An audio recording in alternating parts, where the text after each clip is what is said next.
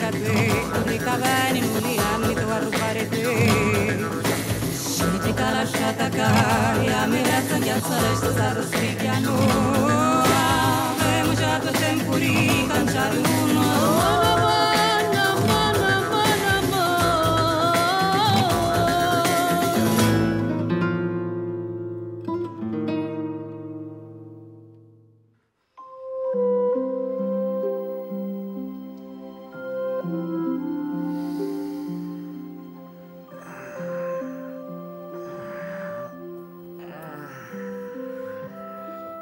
Bonjour. Bonjour. Tu as bien dormi? Plus ou moins. J'ai passé la nuit à tirer sur le drap et la couverture. Et vers 3 heures, t'as tenté de voler mon oreiller. T'as pas l'habitude de partager ton lit, toi? Ouais, mais d'un certain côté, c'est quelque chose qui devrait te rassurer. Eh bien, en fait, je me pose la question. Peut-être que les autres, tu ne les laisses pas dormir ici. C'est moi qui prends la salle de bain. Et je vais prendre mon temps.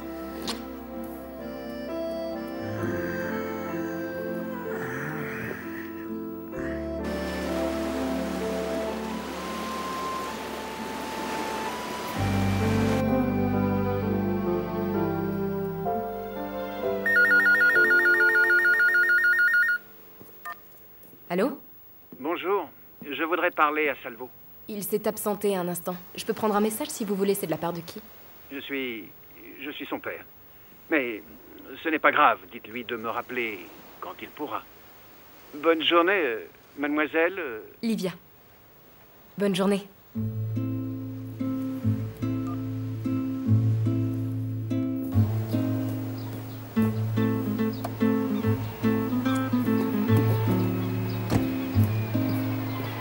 Commissaire!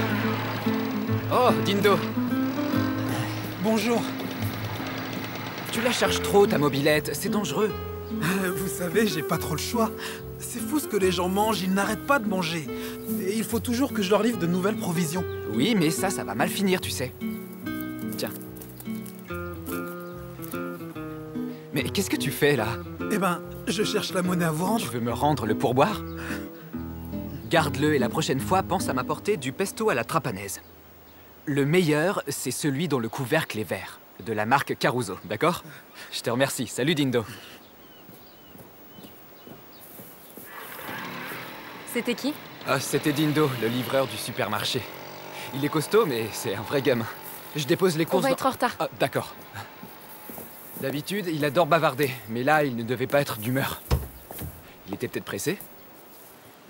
Tu sais que tu es mon premier petit copain sicilien. Ah oui?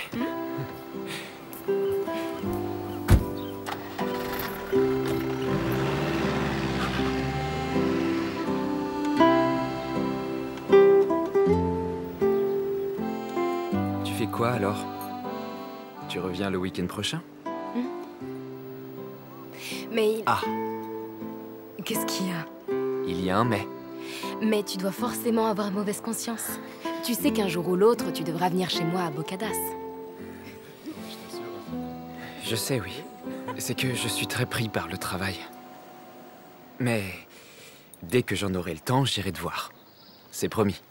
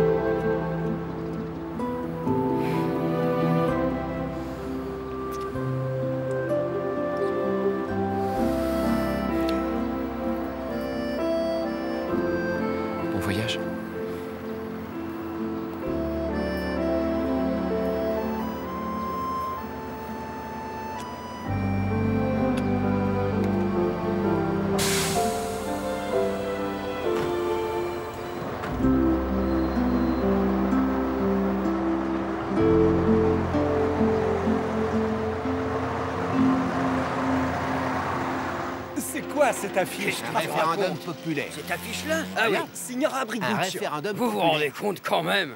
Moi, je vais voter. C'est la première fois que Commissaire, je vois c'est à ça. hurler de rire. La réponse à la question est tellement évidente. C'est sûr, mais c'est un bel exemple de démocratie, non? Une seconde, qu'est-ce que c'est? Laissez-moi voir un peu. La signora Briguccio est une... Qui Ah a ouais. pu afficher ça? Ce référendum est ouvert à tous les citoyens. Quoi, vous C'est une l'enlevez? blague. Ah non, Vous avez pas l'air de trouver ça drôle? ça alors? Catarella, bonjour. Bonjour, commissaire. Est-ce que tu as vu Aogelo? Il est personnellement en personne dans le bureau. Dans le mien? Non, pas le vôtre. Non, le sien, celui du signor Aogelo. Je vais le chercher si vous voulez. Ça va. Bien, commissaire. Bon, ça suffit, j'en ai marre d'être là, d'accord? Je veux plus prendre mes affaires et mon sac, ça me fait mon argent de client. Non mais Entrez. Mimi, tu la connais, la signora Briguccio? Elena, oui, pourquoi? Et à quel point tu la connais? Bien, on s'est rencontrés à la salle de sport. Une amitié saine et sportive, c'est ça? Parce que toi, maintenant, tu es devenu sportif. Salvo, sois gentil, arrête de te foutre de moi. Pourquoi tu me demandes ça? Il lui est arrivé quelque chose? Ah, donc tu sais rien du référendum populaire? Non.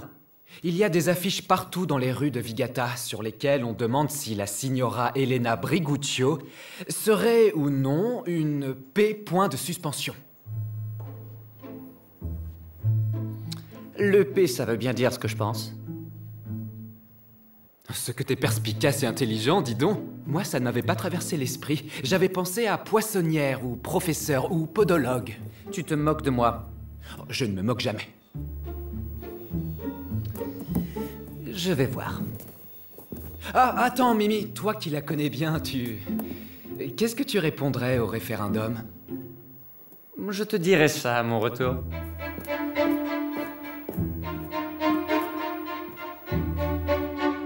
C'est comme ça. Bonjour. Bonjour, Fatio. Bonjour à tous. Bon retour. Bienvenue. Merci à tous. Ah, il y a du monde ce matin. Merci. Oui, entrez. Commissaire. Oh, Fazio, vous revoilà. Comment allez-vous? Bien, merci, merci. Mais asseyez-vous. Enfin, ça y est, je suis là. Je suis de retour, je reprends du service. Je renais de mes cendres. Vous êtes sûr? Mais comment ça? Je suis frais comme un gardon. Ça ne se voit pas? C'est pas ce que je dirais. Et qu'en pensent les médecins? Ah, vous savez comment ils sont. Mais pourquoi vous n'avez pas pris 2 semaines de repos supplémentaires? Non, non, non, commissaire. Pitié, ne me parlez surtout pas de rester à la maison, parce que chez moi, je m'ennuie à mourir. Mais vous ne pouvez pas comprendre. Vous êtes jeune et célibataire. Très bien, très bien. Mais ne faites pas de prouesses. Dès que vous vous sentirez fatigué, dites-le moi et je vous installerai dans un bureau au calme. Tranquille. Pas de problème. Oh, pardon, commissaire. Et pardon encore plus, Fazio. Je m'en voudrais de te refaire tomber dans les pommes. Catarella, qu'est-ce que tu veux? Monsieur le maire Tortirici a téléphoné. Il appelle au secours. Il dit que la mairie est à feu et à sang. Ah oui, c'est ce qu'il a dit? Allons voir ça, Fazio.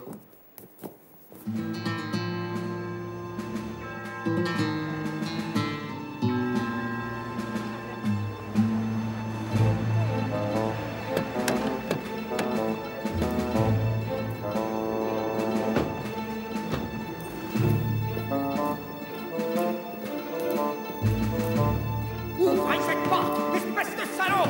Ah, ouvrez-moi! Ouvre ton C'est quoi ça? C'est quoi ce bordel? Écoutez-moi ça. Je vais te le faire payer! Ouvre cette porte, je te dis, sinon tu vas le regretter! La prochaine fois qu'on se croisera, crois-moi, t'as encore rien vu! Ouvre! Ouvre cette Fazio, porte! c'est qui ce type? C'est Saverio Briguccio. Il doit être un peu énervé par les tracts sur sa femme. Éloignez-le de cette porte et allez, éloignez-le de là. Pas ouvrir! Ouvre Allez, cette porte, monsieur. ouvrez-la! Signor Briguccio, calmez-vous. Allez, on va descendre au café, on prendra un verre et vous vous reposerez. Me Allez. reposer? J'aimerais vous voir si on disait que votre femme est une P. Point de suspension! Hey, Point de suspension! Réfléchissez, qui vous dit ce que ce P signifie? Briguccio, c'est peut-être un P comme un autre, Un non? P comme un autre! Oh, Il a raison, Est-ce allez, que vous allez venez, me laisser parler avec ce Allez, commissaire, oui ou non? Parce que plus j'ai tard. des choses à lui dire. Ça viendra. Si je ne lui parle pas, si je ne lui oui. parle pas, je ne me calmerai pas, je ne me calmerai pas. Mais comment ça, plus tard? Non, tout de suite, je veux lui parler.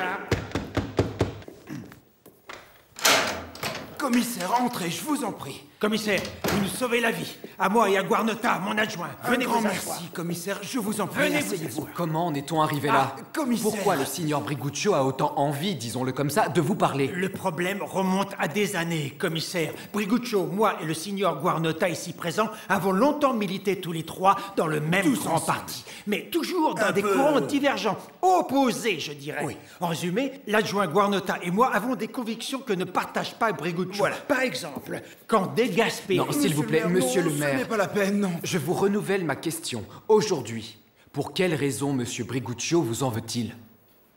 Est-ce que vous êtes au courant du référendum populaire? Celui qui... Oui. Briguccio est persuadé que la diffamation à l'égard de sa femme est une question exclusivement politique. En d'autres mots, que derrière l'affiche qui le fait passer, excusez-moi, pour un cocu, il y aurait deux coupables, moi et le signor Guarnota. Mais quelle bêtise, commissaire. Une pure absurdité. Pure absurdité, oui, c'est vrai. Mais à part déverser sa colère, que veut le signor Briguccio? Que l'on fasse retirer les tracts immédiatement. Ça me semble être une demande plus que raisonnable, non? Mais nous l'avons rassuré dans ce sens. Nous lui avons affirmé que nous les aurions retirés, sans même que monsieur ait à nous casser les oreilles comme ça a été le cas. Commissaire, on l'aurait fait parce que les colleurs de tracts n'ont pas payé les frais d'affichage. Ils sont en faute. Et ensuite? Et ensuite... Eh bien, nous avons dû lui exposer notre problème. Pour enlever les affiches, il va bien nous falloir quelques jours. Ah, donc ça n'est pas si immédiat que ça. Il faut vous dire que nous n'avons à notre service que 8 policiers municipaux. Et ils sont on ne peut plus occupés, je dis bien on ne peut plus occupés par les tâches qu'ils doivent exécuter au quotidien. Je peux imaginer. Voilà. Et lui, quand il a découvert la situation, sans aucune explication, Briguccio a commencé à nous insulter. Comme si on y était pour Comme quelque si chose. on y était pour quelque chose. Vous avez déjà entendu des histoires pareilles? D'accord, mais allons à l'essentiel, messieurs. Quelle est votre intention? Vous voulez porter plainte contre lui? Oh, mais ce n'est pas notre genre, voyons, hein, commissaire. Non.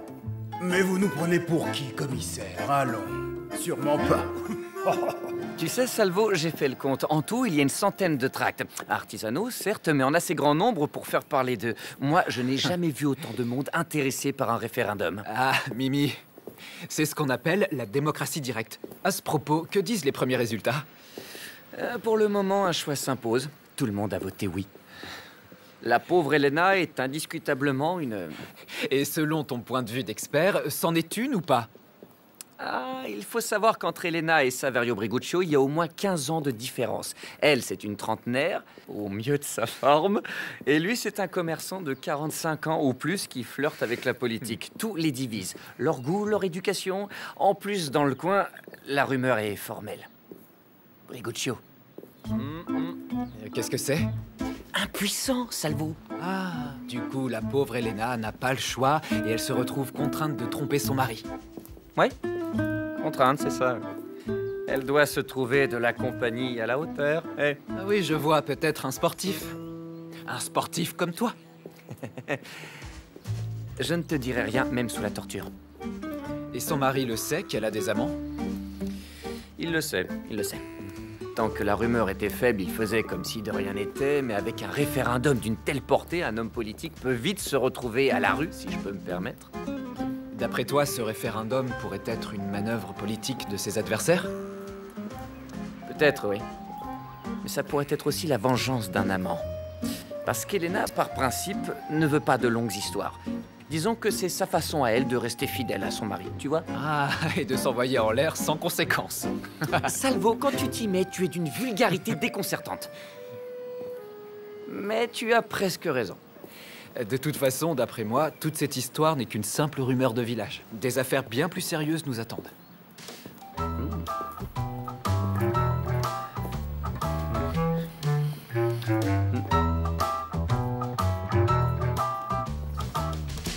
C'est qui celle-là?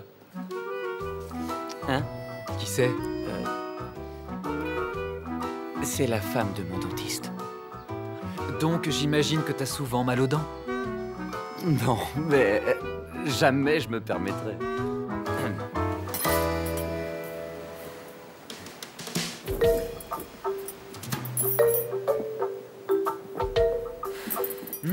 Ça va être bon.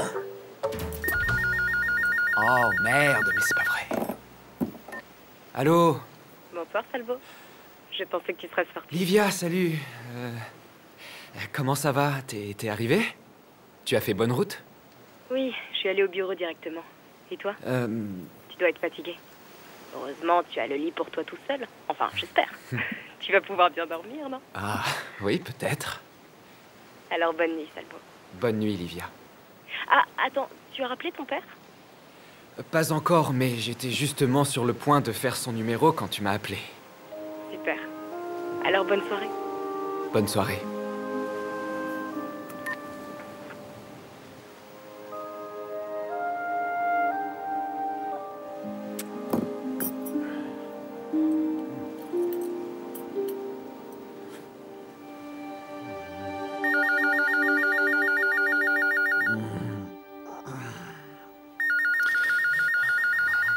À une heure pareille. Allô? Commissaire, toutes mes excuses, mais un certain Gerlando Piccolo a été abattu chez lui. Où ça? Donne-moi son adresse. C'est pas la peine, commissaire. Gallo passe vous chercher personnellement, en personne. Paterno est déjà sur place. Et Fazio aussi. Comment ça, Fazio, à cette heure de la nuit? Commissaire, ce n'est pas de ma faute. C'est Fazio qui a décroché le téléphone. Je m'étais absenté pour aller au petit coin et j'avais besoin de faire la petite commission, vous voyez. Et Bon, d'accord, ça va, j'y vais.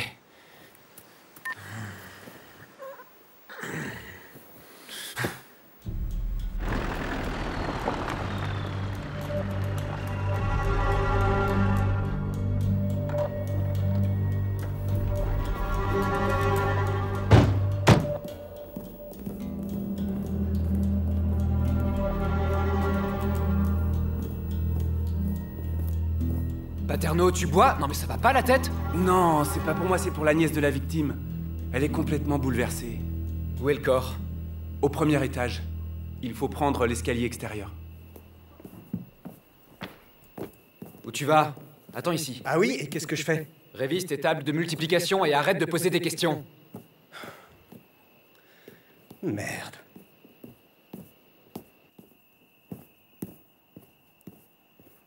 Fazio, je sais que vous avez repris le service, mais vous allez me faire le plaisir d'éviter de bosser la nuit, c'est entendu? Mais c'est moi qui ai pris l'appel, Augello était injoignable. Pas d'excuses qui vaillent. Arrêtez de jouer avec votre santé, d'accord? D'accord, oui, mais il ne faut pas vous inquiéter. Entrez plutôt.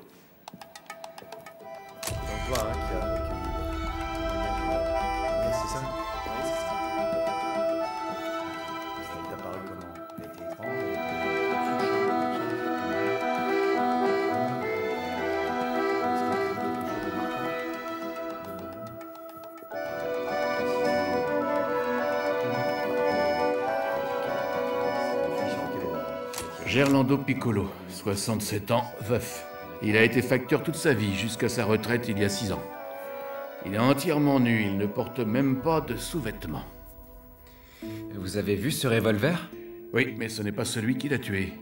C'est sa nièce qui l'a pris dans la commode pour tirer. Oui, mais sur qui? Sur l'assassin qui était en train de s'échapper.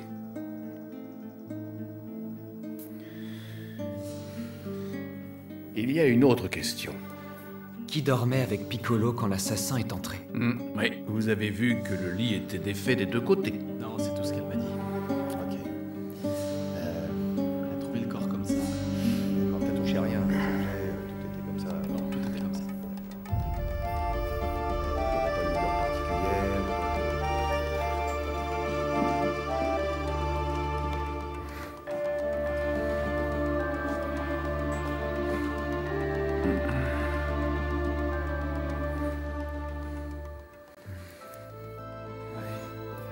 Fazio, continuez dans la chambre. Pas de problème.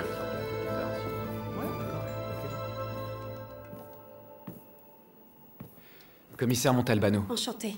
Grazia. Alors, Grazia, vous pouvez me dire ce qu'il y a dans la pièce du premier, celle qui est verrouillée? Oui, c'est le bureau de mon oncle Gerlando. Mais je n'ai pas le droit d'y entrer, même pour nettoyer. Le bureau? Il y recevait parfois des personnes. Quelle personne? Les gens qui venaient lui emprunter de l'argent.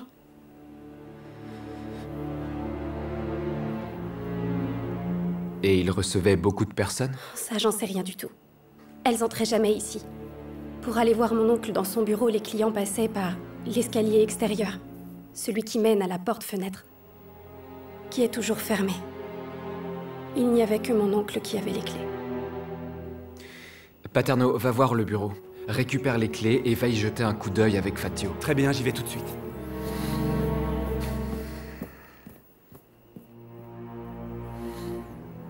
Vous avez toujours vécu ici? Non. Mon père et ma mère sont morts quand j'avais 5 ans dans un accident de voiture. Mon oncle Gerlando était le frère de ma maman. Alors lui et ma tante Titina m'ont recueilli chez eux. Et vous étiez bien ici? Ils étaient gentils avec vous? En fait, ils avaient besoin de quelqu'un pour leur faire le ménage. Et vous alliez à l'école? Oh non. Non, je ne sais pas lire et je ne sais pas écrire. Ma tante était méchante. Mais quand j'avais 15 ans, elle est morte. Et votre tante est morte de quoi? Du cœur. À partir de là, mon oncle a complètement changé son comportement. Il s'est mis à m'acheter des vêtements. Il me proposait d'aller en ville avec lui. Il m'embrassait souvent. Il était plus affectueux avec moi.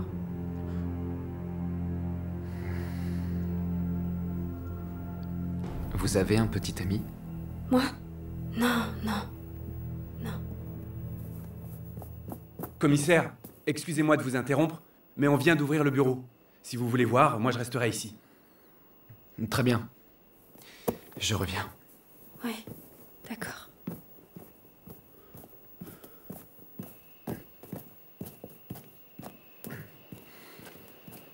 Grazia dit que c'est par cet escalier que les clients de Piccolo entraient. Comment ça, ces clients? Il était usurier. Ah.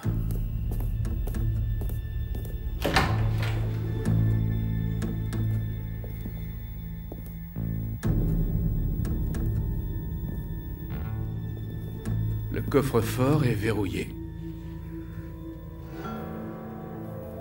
Le répertoire qui est là, vous devriez le regarder. Il doit contenir les noms de ses clients. Oui.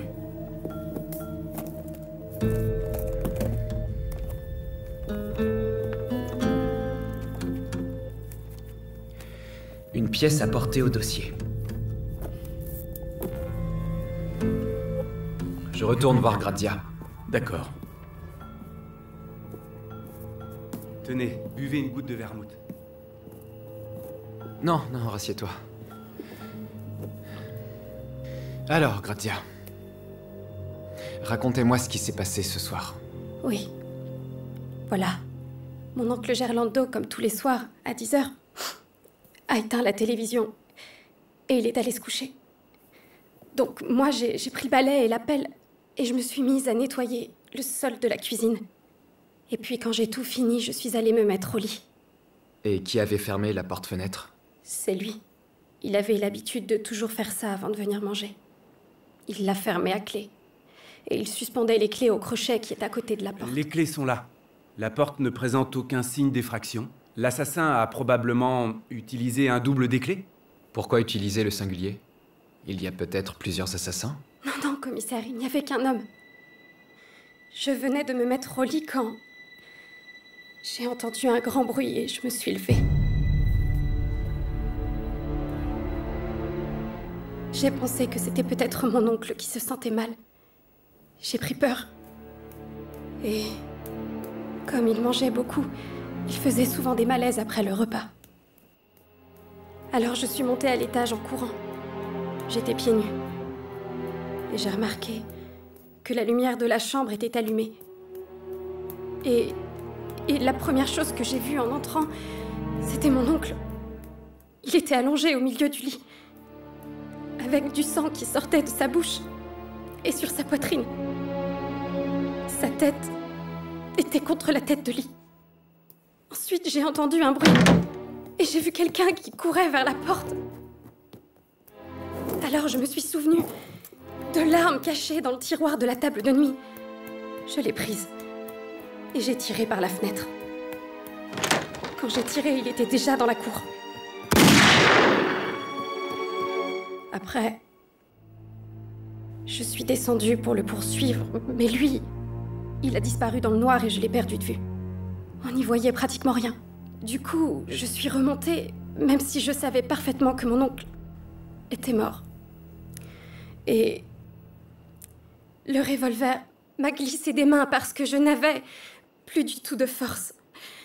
Et puis pour finir, je vous ai téléphoné.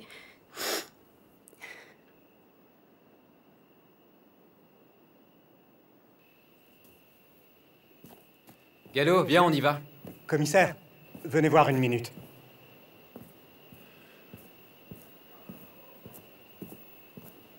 Qu'est-ce qu'il y a? Regardez-moi ça. C'est le sang du meurtrier. Grazia l'a certainement touché dans le dos. Fais mettre une protection avant que cette bande de crétins marche dessus. Je t'attends dehors. Je m'en occupe tout de suite.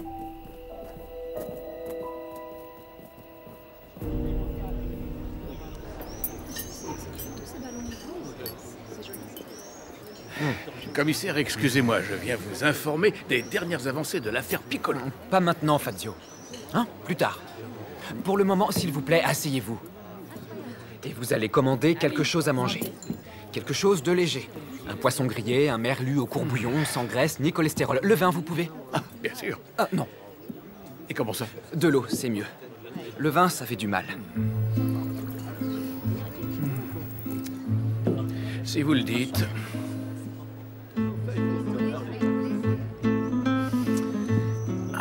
Je vous trouve pâle, Fazio.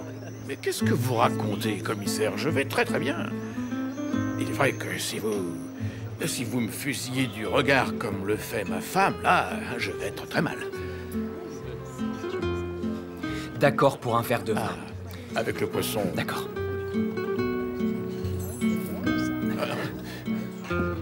Juste une goutte, hein? Une goutte. Santé. Santé.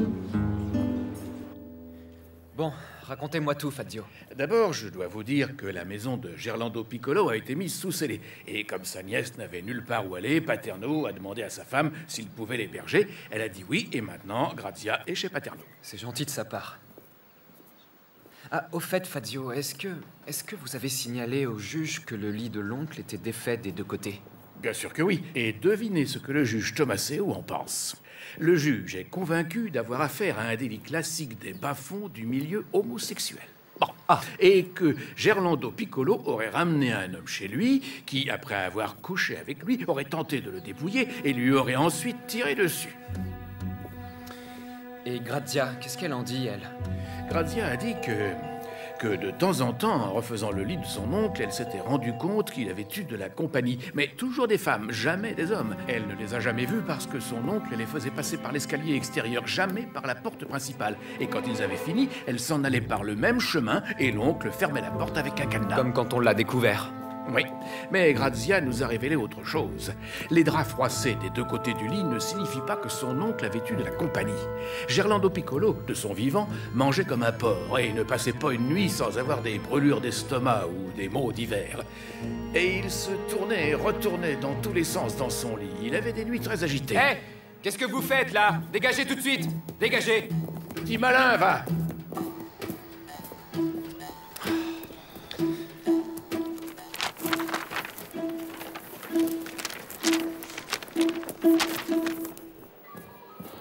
Oh, Paterno. Commissaire. Comment va Grazia? Oh, après l'audition du juge Tomaseo et de Gribaudot, elle était très éprouvée. J'ai appelé le médecin pour qu'il lui prescrive des somnifères. Pauvre gosse, même ma femme l'a plaint. Écoute, je dois te poser une question, juste comme ça, par curiosité. Dis-moi, tu lui as rien demandé à propos de l'arme? Je ne vois pas où vous voulez en venir. Attends, Paterno, tu trouves pas ça curieux tout de même, cette gamine qui est réveillée en pleine nuit, qui tombe sur un étranger en train de tuer son oncle et qui a le cran et le sang-froid de prendre un flingue pour tirer? Imaginez-vous que c'est exactement la question que j'ai posée à la petite. Elle m'a répondu que tout d'abord, elle ne craignait rien ni personne, et qu'ensuite, c'était son oncle Gerlando qui lui avait appris à tirer. Peut-être qu'il avait peur qu'une de ses victimes cherche à se venger. Oui, c'est possible. Et pour se protéger donc, il se servait de sa nièce comme garde du corps. C'est possible. Peut-être.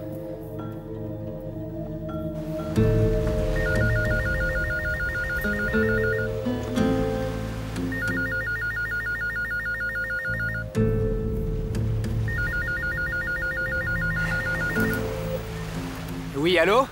Bonjour, c'est bien le commissaire personnellement en personne? Bah, qui veux-tu que ce soit, Catarella? Ah, le signor Briguccio a tiré sur quelqu'un. Il a tiré sur qui? Il s'agirait de Carlo Manifo. Et est-ce qu'il l'a tué? Non, commissaire, heureusement il l'a loupé. Sa main a tremblé et la balle est partie dans le petit os du bas. Le petit os du bas? Mais c'est quoi cet os? Eh ben, le petit os du bas se trouve très exactement tout en bas. Mais c'est grave. Non, Audello l'a fait conduire à l'hôpital de Montelusa. Et il a envoyé Briguccio directement tout droit devant le juge Tommaso. Ok, j'arrive dans 1 minute. Commissaire, j'ai trouvé ce plat de bousiaté au réfrigérateur. Je ne suis pas née de la dernière pluie. Vous voulez les manger avec du pesto à la trapanese, c'est ça? Mais depuis quand vous vous permettez d'inspecter le contenu de mon réfrigérateur? Et puis, j'aime beaucoup le pesto. Vous nous faites honte à tous. Je suis sérieuse, je n'en ferai jamais. Et je préférerais mourir plutôt que d'en manger une miette. Écoutez, les bousiatés, je les mange comme je veux. Ça vous va comme ça? De toute façon, Dindo a oublié mon pesto. Eh bien, tant mieux. Parce que de l'adversité naît la force. Je vais vous faire ma sauce maison. Elle sera bien meilleure que ce pesto. Non mais écoutez ça. Non, mais alors là, on nage en plein délire.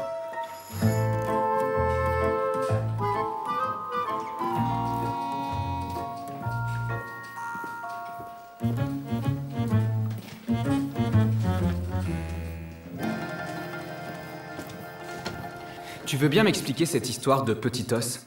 Qu'est-ce que j'en sais? Là où Manifo a pris une balle, Il était chez lui. Mimi, on lui a tiré dans quelle partie du corps? Ah, Salvo, tu t'exprimes mal. Il s'agit de la malléole. Ah, j'aurais quand même pu deviner.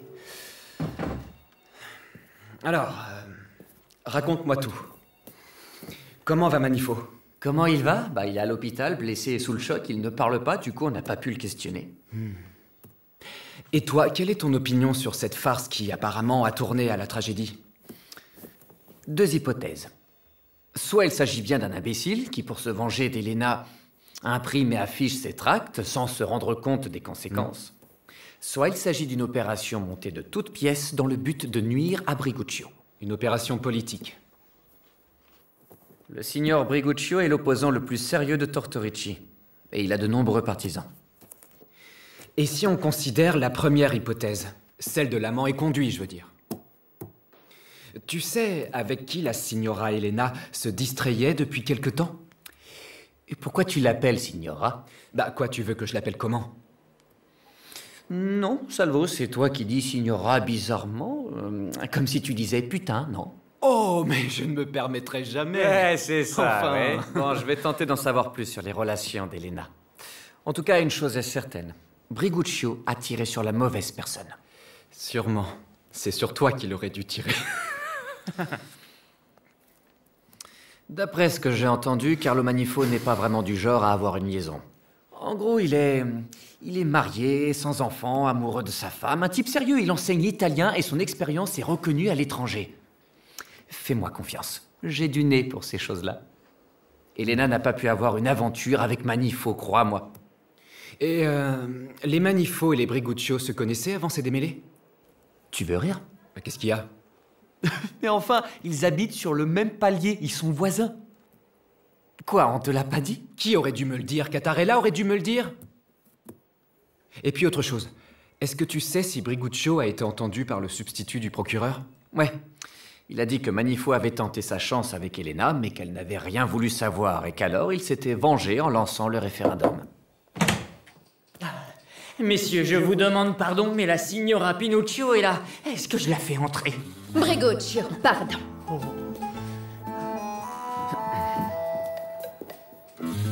Elena... Assieds-toi. Merci.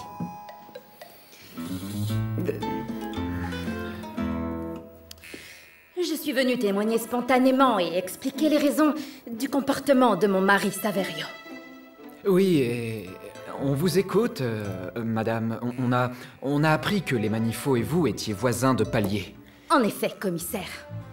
Eh bien justement, l'autre jour, l'angoisse que j'éprouve au quotidien s'est transformée en cauchemar. Carlo Manifo a tenté de me violer, messieurs. Il m'a attirée chez lui avec l'excuse de me donner un livre pour mon mari.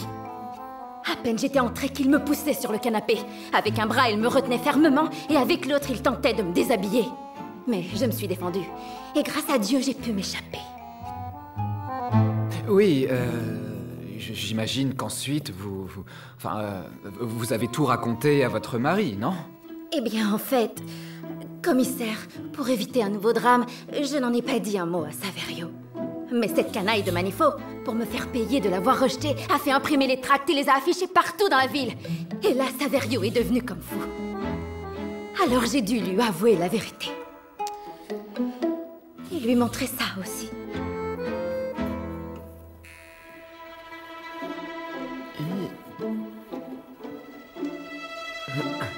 Et une fois face à l'évidence, Saverio a totalement perdu la raison.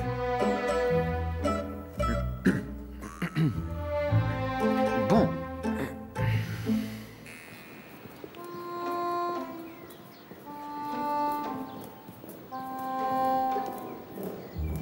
Comme vous l'avez vu, il n'est pas en mesure de vous répondre. Ce pauvre Manifo ne fait que citer des nombres. Qu'est-ce qu'il dit exactement? Précisément, il dit ceci. 39, 18, 19, et il le répète indéfiniment. À tel point que, vous m'excuserez, j'ai décidé d'aller jouer ces nombres au loto, on ne sait jamais. Bonne idée, on ne sait jamais. Dites-moi, il y aurait un téléphone dans les parages? Oui, bien sûr, à l'entrée du service. À première vue, ça ressemble à un numéro de téléphone. Oui, mais les renseignements me disent que c'est pas un numéro de Vigata. Manifo ne donne pas l'indicatif, mais apparemment, ce serait pas celui de la région. Je vais demander à Fazio de chercher. Ah, il faut que je voie la femme de Manifo. Elle n'est pas à Vigata. Elle est où? Elle est américaine. Elle est allée voir sa famille à Denver, mais elle sait ce qui est arrivé à son mari. Elle rentre après-demain. Vous savez, c'est toujours à moi qu'ils laissent les clés. Parce que je leur fais le ménage et j'arrose leurs plantes. Mais on a eu une de ces peurs, oh là là. Quand on a entendu le coup de feu...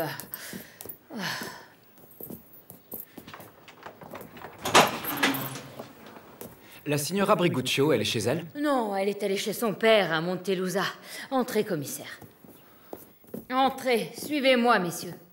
Commissaire, à gauche, c'est le bureau, et de ce côté, il y a la cuisine. Puis ensuite, c'est la salle de bain. Très bien, merci, signora. Nous allons continuer tout seuls, merci. Bon.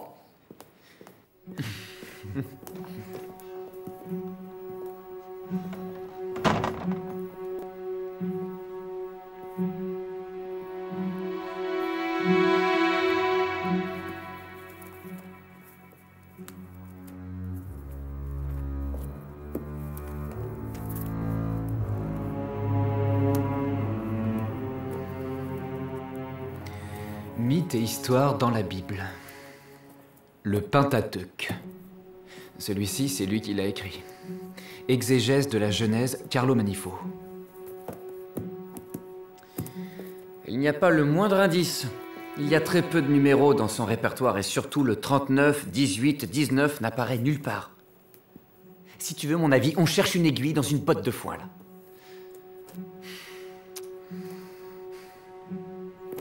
Non, c'est bon, on y va.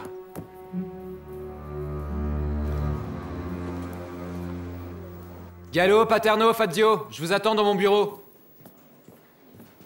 Oui, commissaire? Commissaire? Venez entrer. Bon, alors Fazio, vous commencez à contacter les clients dont on a trouvé le numéro dans le répertoire de Piccolo. Essayez de leur parler, parce qu'on a besoin d'informations sur cet usurier.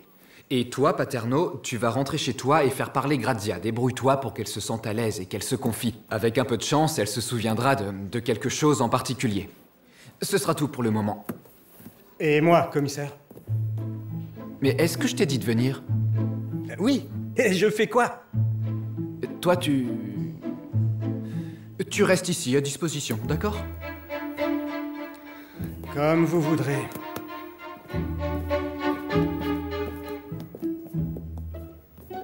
Bonjour, commissaire. Qu'est-ce que vous cherchez? Du pesto à la trapanaise? Ouais. Désolé, Dindo m'a dit qu'il devait vous en livrer, mais il ne l'a pas fait, j'imagine. Oh, il a probablement oublié. Ah, ne m'en parlez pas, commissaire. Si vous saviez, c'est un grand gaillard en apparence, mais il a une cervelle de moineau. De temps en temps, il lâche le boulot pour aller se promener dans la campagne, il s'évapore comme un fantôme. Et moi, je dois passer toute la journée au téléphone à répondre aux réclamations des clients. Oh, mais vous savez, c'est un brave gamin, faut pas trop lui en vouloir. Oui, je sais, commissaire. D'ailleurs, je n'ai pas le cœur à lui faire le moindre reproche. Mais j'espère quand même qu'il va rentrer aujourd'hui, parce que sans la mobilette, je ne peux pas faire les livraisons. Dites-moi, il n'y a plus de pesto à la Trapanaise? Non, aujourd'hui, on est en rupture de stock. L'usine Caruso est en grève. C'est la pénurie. Mais qu'est-ce que vous me dites là? Une grève du pesto? Si vous voulez, je peux vous proposer une excellente sauce à la bolognaise. Non, les sauces à la viande, ça me... Bon, alors j'ai de l'arrabbiata. Ou du pesto à la génoise, Non, non, mais c'est pas grave, j'irai au restaurant, merci quand même. Oh, je suis désolé, Tant pis, ça fait rien, ça arrive. Bon.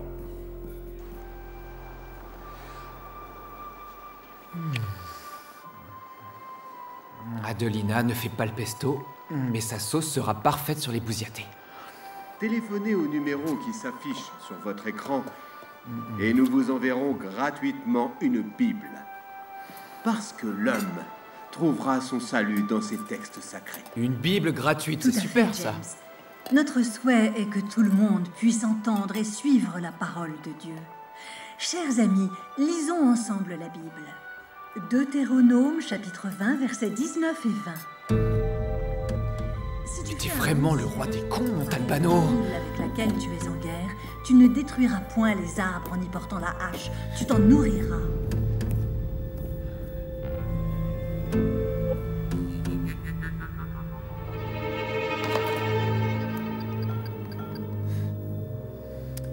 Hôtel Pirandello, j'écoute. Que puis-je faire pour vous? Oui, commissaire Montalbano à l'appareil. Je voulais savoir si par hasard vous mettez des Bibles à disposition de vos clients.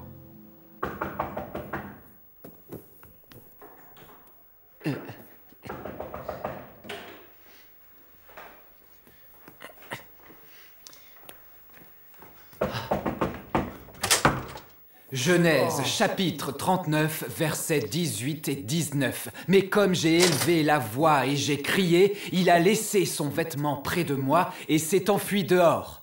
Joseph est la femme de Potiphar. C'est quoi ces conneries, Salvo? J'ai compris d'où venaient les numéros. Ils n'ont rien à voir avec le téléphone. Ce sont des versets de la Genèse. Et Manifo est spécialiste des textes bibliques.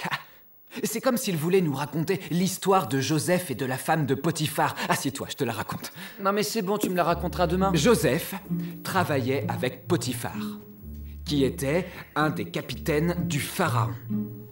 Selon la Bible, Joseph était vraiment très très beau. Et la femme de Potiphar est tombée amoureuse de lui.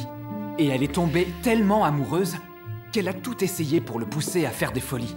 Sauf que Joseph n'a jamais accepté ses avances. Jamais? Jamais. Mais un jour, la femme de Potiphar a pratiquement perdu la tête et lui a sauté dessus. Mais cette fois encore, Joseph a réussi à lui échapper. Et la bonne femme, pour se venger de cet ultime refus, qu'est-ce qu'elle a fait? Eh bien, elle a dit à son mari que Joseph a tenté de la violer. Et pour prouver ses dires, elle lui montre les vêtements qu'il a laissés dans sa chambre. Potiphar, persuadé que sa femme lui raconte la vérité, passe Joseph à tabac et le fait emprisonner. Fin de l'histoire. Intéressant. Sans rire, Salvo, c'est une belle histoire. Je peux retourner au lit où tu me racontes la parabole du fils prodige? Non, mais t'as rien compris? Non. Manifo, avec cette histoire, a voulu nous révéler la vérité. Que c'est lui, la victime, et non la signora Briguccio. Jésus, Marie, Joseph. Attends un peu. Si Elena s'est comportée comme la femme de Potiphar, qui a lancé le référendum? Qui a affiché ces tracts? Mimi, qu'est-ce que tu fais? T'es passé où? Bonsoir. Toi, retourne là-dedans. J'arrive tout de suite. Je vais sortir chercher du lait pour le petit déjeuner, ok?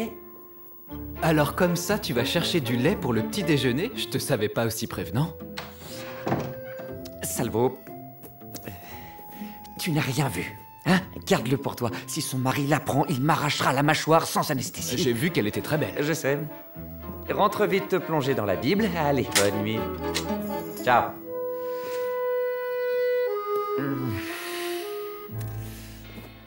Tu vois ce que je veux dire?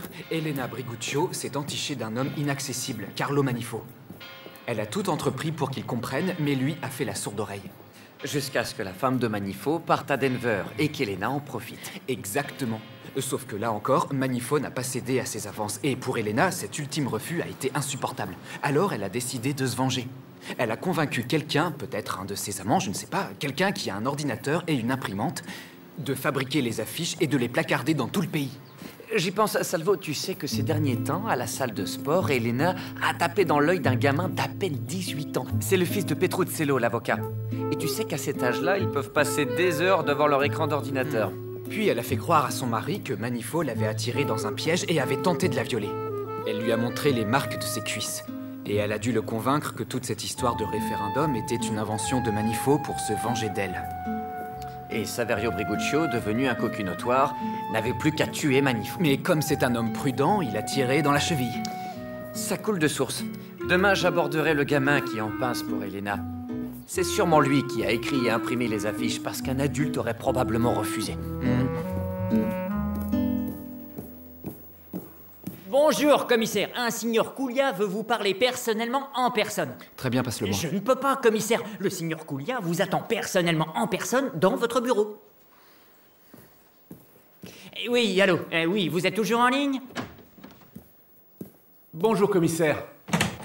Bonjour, restez assis, signor Merci. Aguglia. Dites-moi tout. Commissaire, vous vous souvenez, je vous avais dit que Dindo n'était pas revenu au magasin. Il n'est pas revenu ce matin non plus. Ah. Et est-ce que... il ne vous a pas rapporté la mobilette? Non. C'est bizarre, ça. C'est pour ça que je suis venu vous voir. Pour déclarer sa disparition. Très bien. Paterno? Oui, commissaire? Le signor Aguglia veut déclarer une disparition. Va t'en occuper et tout de suite après, lance les recherches pour retrouver Dindo. Dindo a disparu? Mais commissaire, Dindo est comme un gosse, il peut s'être perdu en courant après un papillon. Fais-moi le plaisir de trouver le papillon et Dindo. Veuillez m'excuser, signor Aguglia. Au revoir, commissaire. Au revoir. Venez avec moi. Allez-y. Je peux? Venez, venez, Fazio. Qu'est-ce qu'il y a?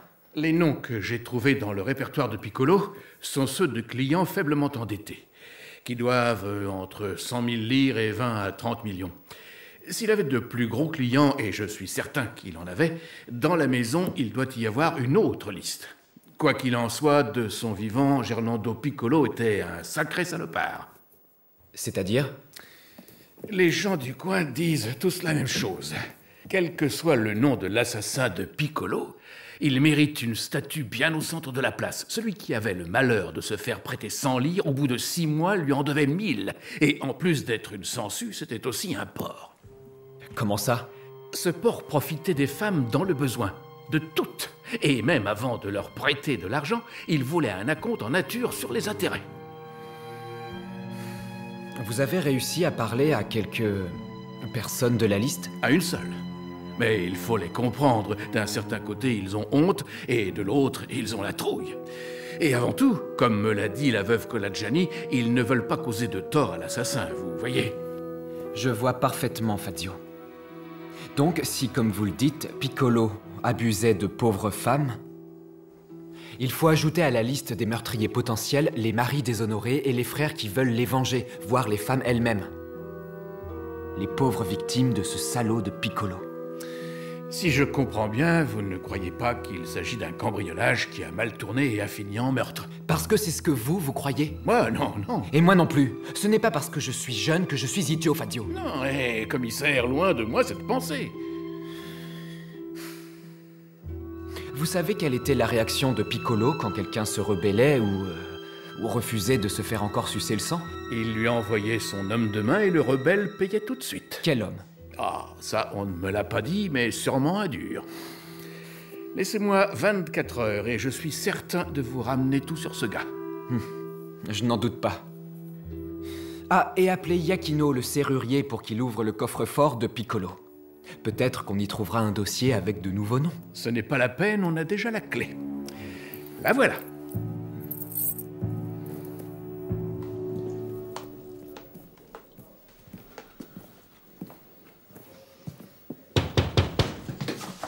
Qu'est-ce que tu fais? Tu manges? Je grignotais un petit quelque chose sur le pouce. J'ai rien avalé aujourd'hui et je me sentais pas bien.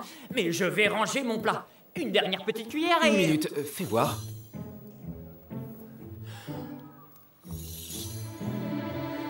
C'est une spécialité maison, commissaire.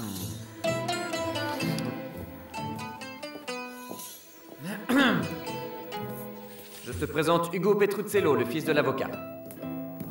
Commissaire, la cuillère. Enchanté, Salvo Montalbano. Garde tes politesses, c'est lui qui a imprimé les tracts. Il a tout avoué. On vient pour la déposition. Je ne savais pas ce que je faisais, commissaire. Elena m'avait dit que c'était un jeu. Vous allez m'emprisonner? T'emprisonner? Non mais n'importe quoi, Petruzzello. Et puis, tu ferais mieux de draguer les jeunes filles de ton âge, plutôt. Gallo, viens chercher le jeune homme et emmène-le dans mon bureau. Allons-y.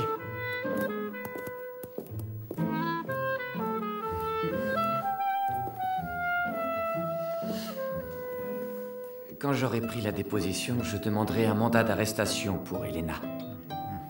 Si ça ne te dérange pas, je m'en occuperai moi-même.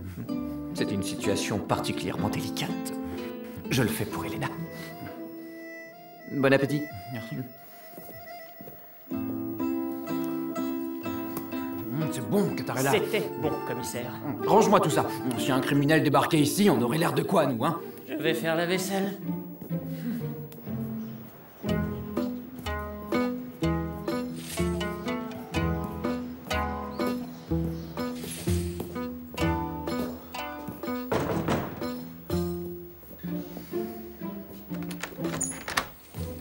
Désolé, je suis très en retard. Ma femme est sortie faire des courses et elle m'a laissé seule avec les petits. Mais dès qu'elle rentrera, je courrai au commissariat. Mais pas la peine de t'excuser, Paterno. Je suis venu voir Grazia. Ah, alors entrez, je vous en prie. Ah, et ça te fait rire, hein? Mon petit dernier, Francesco, et le commissaire Montalbano. Entrez, je vous en prie. Merci. Bonjour, Grazia, comment ça va? Oh, bonjour, commissaire. Très bien, merci. Je ne sais pas comment remercier l'agent Paterno et sa femme. Ce qu'ils sont mignons, ces petits. C'est vrai. Au fait, Grazia, j'avais quelque chose à vous demander. On y va, on les laisse discuter. Votre oncle Gerlando avait parmi ses connaissances un homme avec qui il était en relation pour ses affaires. Quelqu'un qui devait être chargé du recouvrement de ses créances. Vous avez déjà rencontré cette personne? Vous l'avez déjà vue? Non, commissaire, je vous l'ai dit. Toutes les personnes qui venaient voir mon oncle dans son bureau pour parler affaires empruntaient l'escalier extérieur. Je ne rencontrais jamais personne, moi. Bon, tant pis.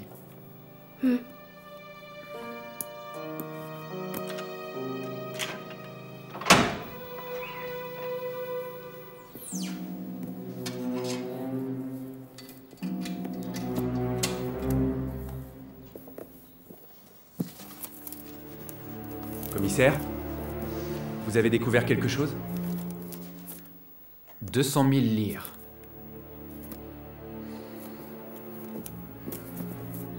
Voilà probablement le dossier que cherchait Fazio. En effet, le nom des plus gros clients y figure.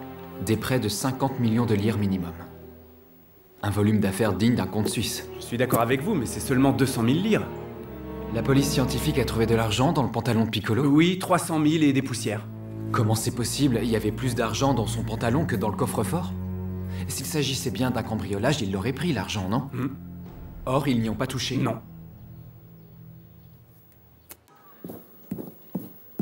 Ah, commissaire, on nous a envoyé les photos de Montelusa. Vous voulez les voir? Oui.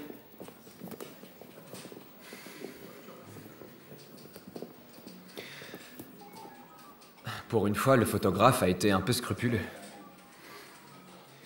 Fazio, est-ce que vous vous souvenez avoir marché sur ces cadres quand vous vous êtes approché du cadavre? Non, j'ai évité comme vous les tessons que j'ai vus sur le sol. Vous les avez évités comme moi. Grazia a pourtant affirmé que quand elle est montée pour voir ce qui se passait, elle était pieds nus. Franchement, ça ne veut rien dire. S'il y avait eu de la lumière, elle les aurait vus, elle aussi. Et puis, Grazia est une fille de la campagne, elle est habituée à marcher pieds nus. Elle doit avoir des pieds calleux qui la protègent des objets tranchants. Vous croyez? Enfin, ce n'est pas parce qu'elle ne sait ni lire ni écrire. Dès que Paterno arrive, envoie-le-moi dans mon bureau, s'il te plaît. Venez avec moi, Fazio. Oui. Vous m'avez demandé? La vache, Paterno, c'est toi, Houdini? Non, je voulais te demander... Tu n'as pas remarqué si Grazia boitait? C'est plutôt vous le magicien, commissaire. Pas plus tard qu'hier soir, la jeune fille se plaignait d'avoir mal à la plante des pieds. Ma femme y a jeté un œil, et même s'il est vrai que ses pieds ne saignaient pas du tout, ils étaient criblés d'une quantité de minuscules morceaux de verre. Ma femme les a ôtés un par un avec une pince à épiler. Je vous prie de m'excuser, on a reçu un appel anonyme. Ils ont trouvé un cadavre mort dans le quartier de Pizzutello. Ils m'ont donné un lieu tout à fait précis. Bon, alors on y va.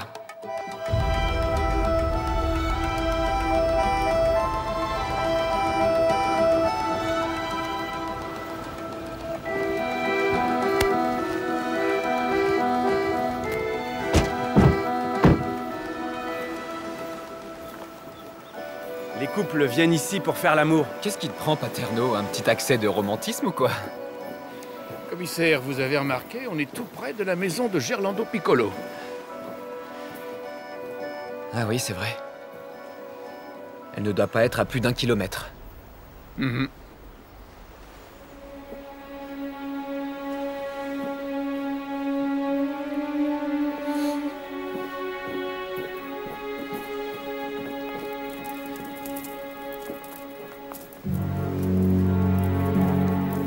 C'est Dindo. C'est pas vrai, Dindo.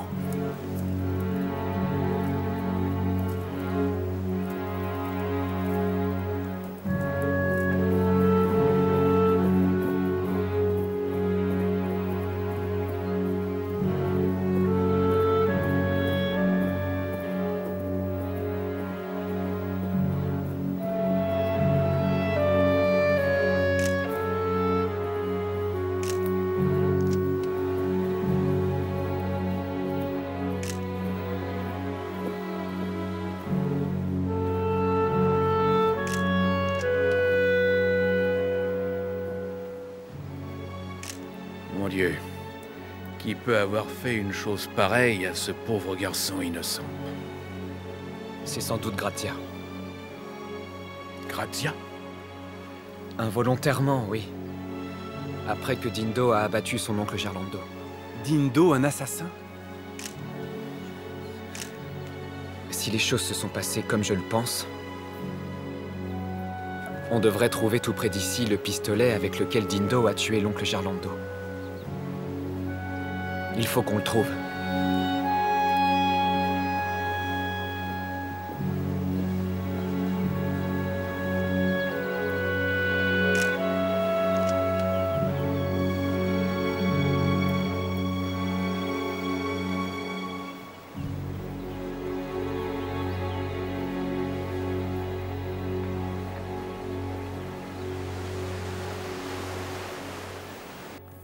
Docteur Pasquano, ici Montalbano.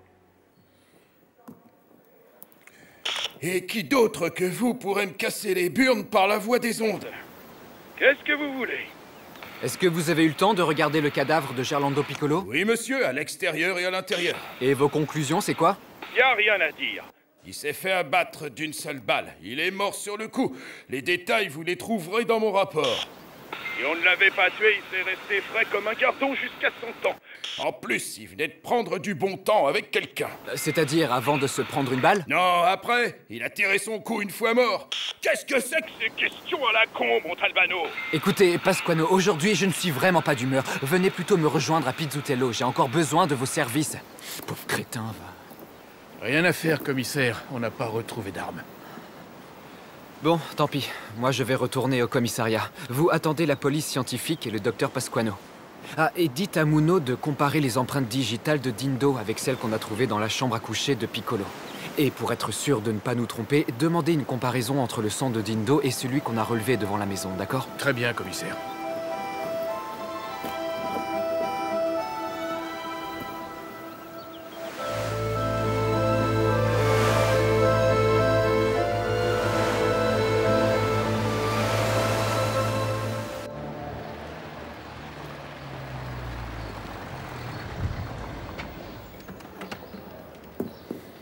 Paterno, je passe chez toi d'ici un quart d'heure.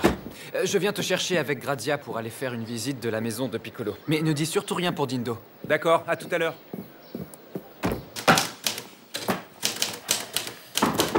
Vous pouvez entrer.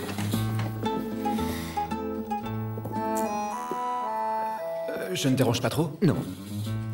La signora Briguccio est venue spontanément faire des aveux. Ah. Dans ce cas, je ne vous dérangerai pas plus. Ah, juste une chose. Pardon, madame, mais j'ai une question à vous poser. Non, parce que je n'arrive pas à comprendre comment c'est possible que par simple vengeance personnelle, vous envoyiez un pauvre pêcheur à l'hôpital en prenant le risque de l'expédier directement au cimetière. Vous avez fait jeter votre mari en prison, bien qu'il ait toléré vos infidélités. Vous avez profité d'un jeune homme et vous vous êtes déshonoré aux yeux de tous les habitants. Mais comment avez-vous pu faire ça?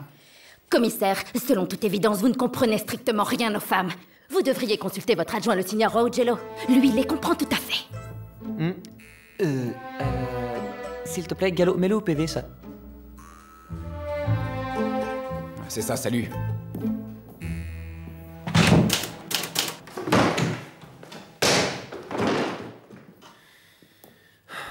Je voulais reconstituer précisément ce qui s'est passé. Paterno, monte à l'étage, mets-toi dans la chambre à coucher et commence à faire du bruit. Et vous, Grazia, vous étiez en train de dormir dans votre chambre? Oui. Allez, on y va.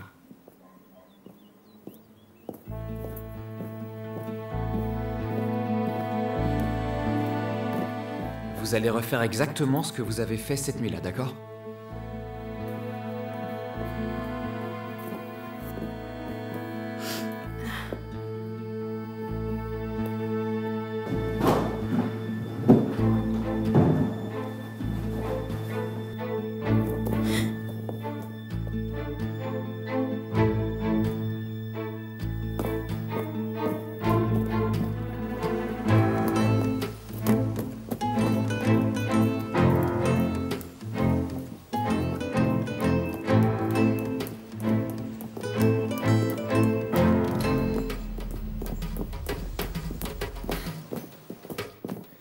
Attendez, Grazia. Elle était ouverte, cette porte-fenêtre? Celle-ci était bien ouverte. Et la lumière dans le corridor, elle était allumée ou éteinte? Non, éteinte. Comment avez-vous fait pour courir dans le noir? Je la connais par cœur, cette maison. Bon.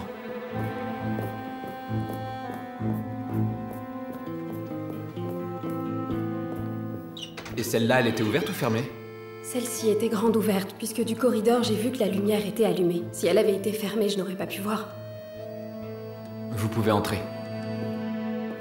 Et puis, en entrant ici, j'ai vu mon oncle, allongé là, avec du sang plein la bouche. Tout d'abord, je me suis dit qu'il était malade, et puis ensuite, je me suis penchée sur lui. Et là, j'ai vu qu'il s'était fait tirer dessus. Et après, vous avez fait quoi?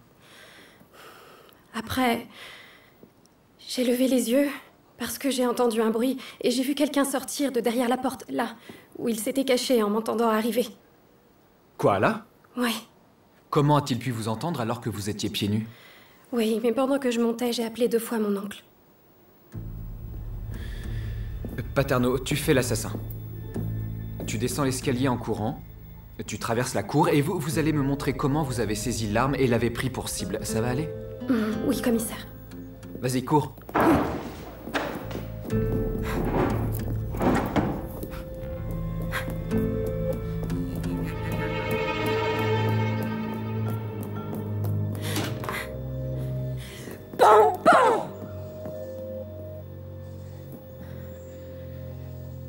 Les durées correspondent. Mais expliquez-moi quelque chose. Si la maison et la cour étaient plongées dans le noir, comment est-ce que vous saviez que vous pourriez le viser d'ici? Parce que j'entendais le bruit de ses pas. J'ai tiré sans réfléchir, je n'aurais jamais imaginé que j'allais le toucher, moi. Vous avez tiré sans réfléchir, mais vous ne l'avez pas raté. À tel point qu'il est allé se cacher à 1 kilomètre d'ici où une hémorragie a fini par l'emporter. Vous voulez dire qu'il est mort?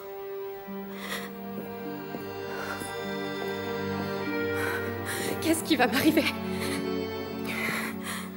Oh mon Dieu! Ils ne vous feront rien. Néanmoins, vous connaissez peut-être l'homme qui a assassiné votre oncle. C'est Dindo, le livreur du supermarché. Comment ça, Dindo? Le garçon qui livrait nos provisions? Il n'avait rien à voir avec ces histoires. C'était un malheureux garçon. C'est moi qui l'ai tué. C'est moi qui ai fait ça. C'est moi qui l'ai tué. Reste ici avec elle. Je l'ai tué. Je l'ai tué. Je l'ai tué. Comment j'ai pu le tuer?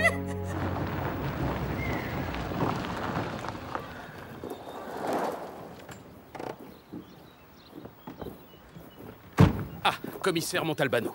Monsieur le juge? J'étais dans le quartier de Pizzutello et vous sachant avec le témoin, j'en ai profité. Il faut que je mette cette jeune femme à nu. À nu? Carrément. Oui, puisque l'affaire est limpide, non? Après la découverte du corps de Dindo, de son vrai nom Salvatore Truppia, l'intuition que j'avais eue s'est transformée en certitude. Ah oui, et on peut savoir quelle est cette certitude? Que la nuit où il a été assassiné, notre Gerlando Piccolo a dû avoir un rapport sexuel avec Truppia. Mais monsieur le juge, c'est pas possible. Mais qu'est-ce que vous me racontez? Le docteur Pasquano a confirmé que Piccolo, avant d'être abattu, venait tout juste de copuler, disons. Voici ce qui s'est passé. En 2 mots. Piccolo se lève à l'heure qui a été convenue. Il descend, va ouvrir la porte et fait entrer Truppia, qu'il connaît, puisqu'il lui livre ses provisions. Il le fait entrer et ferme la porte, mais pas le verrou. Après leur acte de copulation, disions-nous, une dispute éclate. On ne sait pas pourquoi. Sans doute Piccolo refuse de le payer. Du coup, Truppia pique une colère, il le tue et emporte toutes les affaires qu'il peut. Non, regardez, monsieur le juge, il y a quelques inexactitudes dans votre histoire. Quand vous dites Montalbano, ne me faites pas perdre le fil. À ce moment-là, Truppia cherche à prendre la fuite. Mais la nièce de Piccolo, qui s'est réveillée, lui tire dessus. Et pour finir, Truppia va se laisser mourir d'une hémorragie. Pour quelle raison? Parce qu'il ne pouvait se présenter dans un hôpital sous peine de devoir donner une explication qui inévitablement ferait de lui un suspect du meurtre de Piccolo. Cette intuition, qui est la mienne, se verra ultérieurement confirmée par la comparaison avec les empreintes digitales relevées dans l'appartement ainsi que les taches de sang trouvées dans la cour. Aussi, si ça ne vous dérange pas, j'aimerais interroger à présent la nièce. Elle est à l'intérieur, je crois, non? Oui, oui, à l'intérieur. Mais monsieur le juge, il y a un tas de choses dans votre histoire qui ne tiennent pas du tout la route. Montalbano, tranquillisez-vous. Tout tient la route, je vous assure, tout.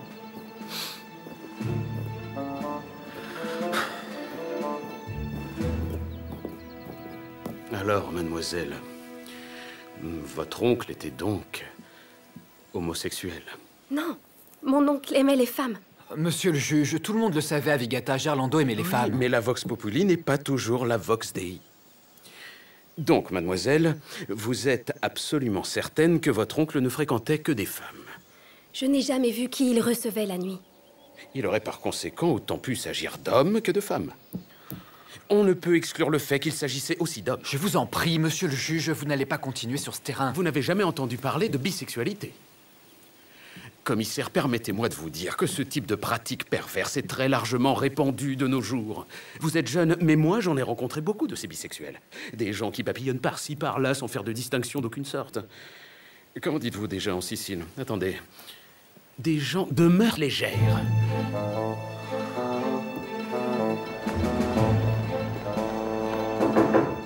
Entrez. Commissaire, le signor Gilia est là. Je le fais entrer. Oui, Catarella, qu'il entre. Entrez. Bonjour, commissaire. Bonjour, signor Aguglia.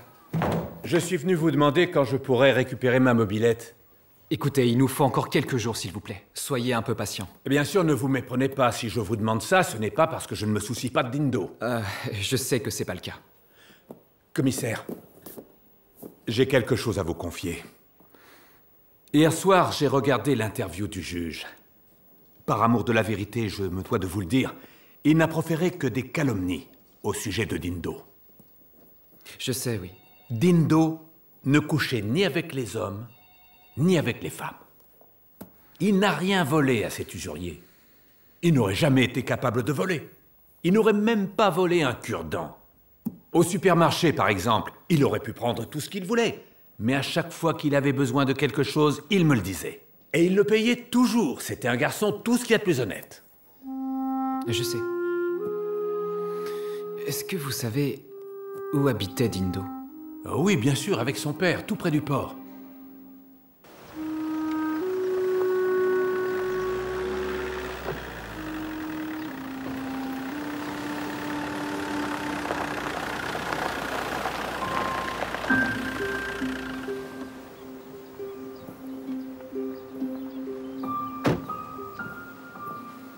Bonjour. Bonjour. Je suis le commissaire Montalbano. Vous êtes le père de Dindo? Oui, je suis son père. Prenez une chaise.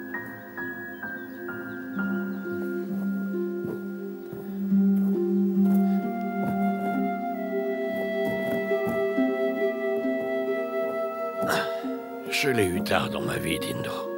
C'est peut-être pour ça qu'il est né un peu fragile de la tête. Excusez-moi, commissaire, si je vous reçois ainsi, mais bon... Je suis malade, veuf, et j'ai personne pour m'aider. Ne vous inquiétez pas. Je suis seulement venu pour obtenir des informations sur Dindo. Tout ce que je sais, c'est qu'ils me l'ont assassiné. Notre histoire, à nous les malheureux, c'est pas nous qui la faisons. Ce sont les gens de la télévision. Vous viviez ensemble ici? Non, monsieur. Et pourquoi? Vous vous étiez disputé? Sûrement pas, non. Comment voulez-vous vous disputer avec un innocent? Il y a 4 ans, quand il a commencé à travailler au supermarché, il m'a dit qu'il voulait aller vivre seul. Alors je lui ai donné la clé de cette pièce-là à côté. Vous le voyez beaucoup? Non, monsieur. Mais si vous voulez vraiment tout savoir, ces 2 derniers mois, je dois dire qu'il avait changé. Comment vous le savez si vous ne le voyez pas? Je l'entendais. Depuis 3 mois, il chantait le plus fort qu'il pouvait. Le matin quand il se levait, et le soir, une fois rentré chez lui.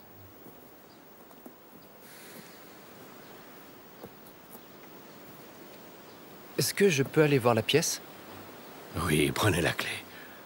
Elle est là, à côté de la porte.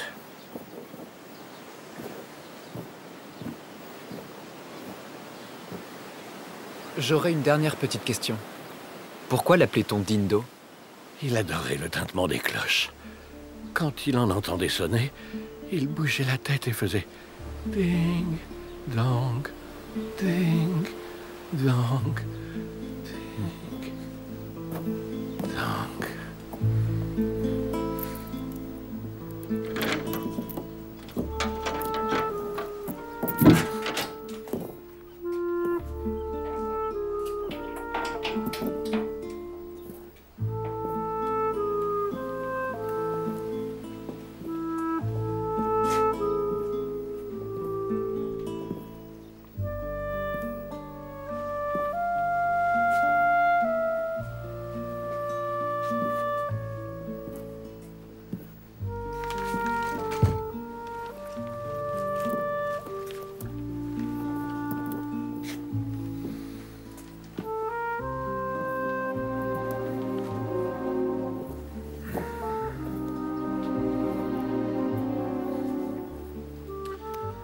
Les plus beaux contes.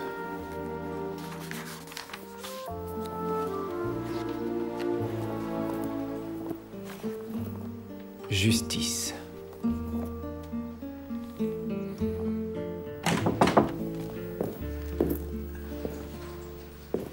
Je vous dérange, commissaire?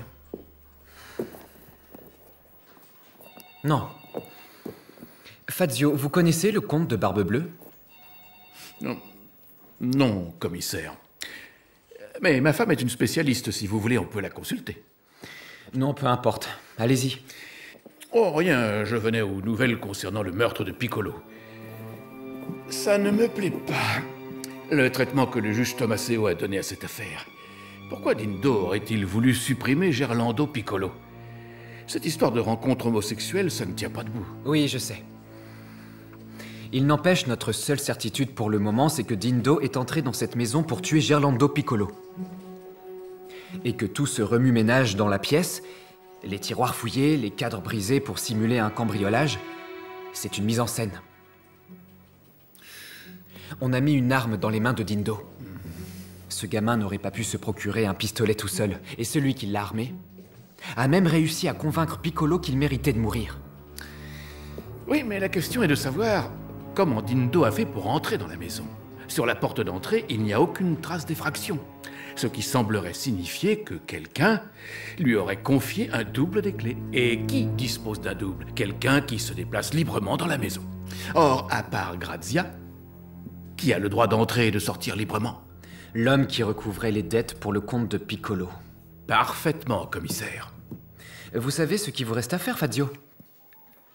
trouver le nom et le prénom de ce mystérieux personnage.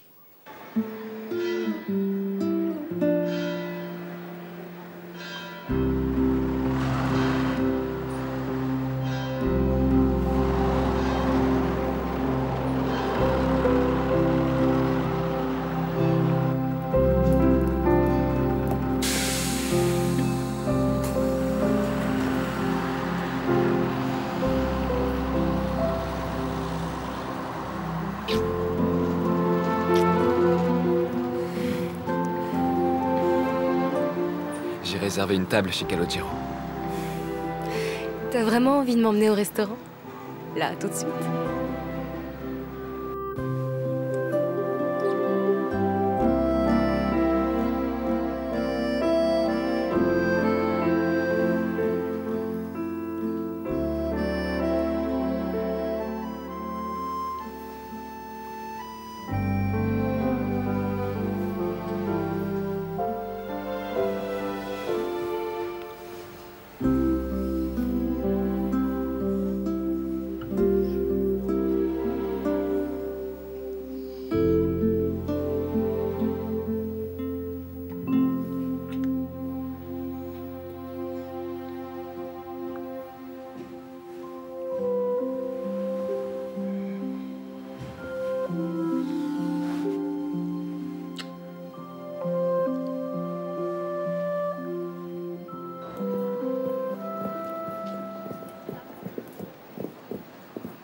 Fazio, y a du nouveau?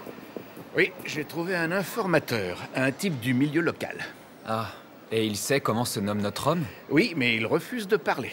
C'est de l'argent qu'il veut? Non, non. Il demande à vous voir ce soir dans la Manara. Mais à l'abri des yeux et des oreilles indiscrètes. Un rendez-vous nocturne dans un coin fréquenté par les putes. À vrai dire, je n'étais pas trop pour non plus, commissaire, et je lui ai dit que... Non, non, c'est bon, j'irai. J'irai seul. Vous êtes sûr? Oui, oui, ne vous en faites pas. Comme vous voulez. Allez, à plus tard. À plus tard.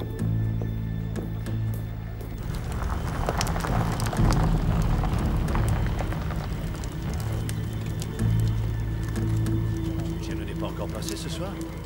Ça? Non, je l'ai pas vu. Pourtant, ça fait déjà 3 heures que je suis là. Il a peut-être des ennuis à cause d'hier soir. C'est calme encore, je trouve. C'est qui ce mec derrière? Bonsoir. Salut. Il y a longtemps que je t'avais pas vu. Montalbano a vraiment une gueule de flic. Moi, au moins, j'ai un visage. Combien de temps je dois attendre pour voir le tien? Il ressemble comme 2 gouttes d'eau. Ça va durer encore longtemps, cette comédie? Au gosse qui, à l'école primaire, était capable d'engloutir toutes les boulettes de riz à la viande. C'est pas vrai. Que ma mère mettait dans mon cartable pour le déjeuner. Ah, c'est toi, JJ Gulota. Salvo. Toujours aussi con, toi. Hein. Quand j'ai appris que Vigata avait un nouveau commissaire, Salvo Montalbano, putain, j'ai eu du mal à le croire. Et Marianina, ta sœur, qu'est-ce qu'elle devient? Elle est toujours belle comme le soleil. Mais de toute façon, j'ai entendu dire que t'étais déjà pieds-poings liés avec une nana du Nord. On peut rien te cacher. Je suis un informateur bien informé. Ton père, par contre, ça fait longtemps que je l'ai pas vu. Il vieillit, mais il va bien. Mais tu vis plus avec... Vous viviez plus sous le même toit? JJ tout gosse, je vivais déjà pas chez mon père, alors aujourd'hui, tu penses? Et toi alors, tu vis de quoi? Tu te souviens de Di Vincenzo? Oui. Notre chère maîtresse. Elle n'arrêtait pas de me dire que j'étais un petit voyou, tu te souviens? Elle ne s'était pas trompée sur l'enfant que j'étais. Enfin bref, Salvo. Je suis chez moi ici, dans la Manara. Les filles qui bossent ici sont protégées et défendues. Je suis pas un salaud. Et puis tout ça, c'était joué d'avance, non? Toi du côté des hommes de loi. Et moi du côté des hors-la-loi. Qu'est-ce que tu avais à me dire sur l'agent de recouvrement de Piccolo? Viens avec moi. J'ai une dame de confiance à te présenter.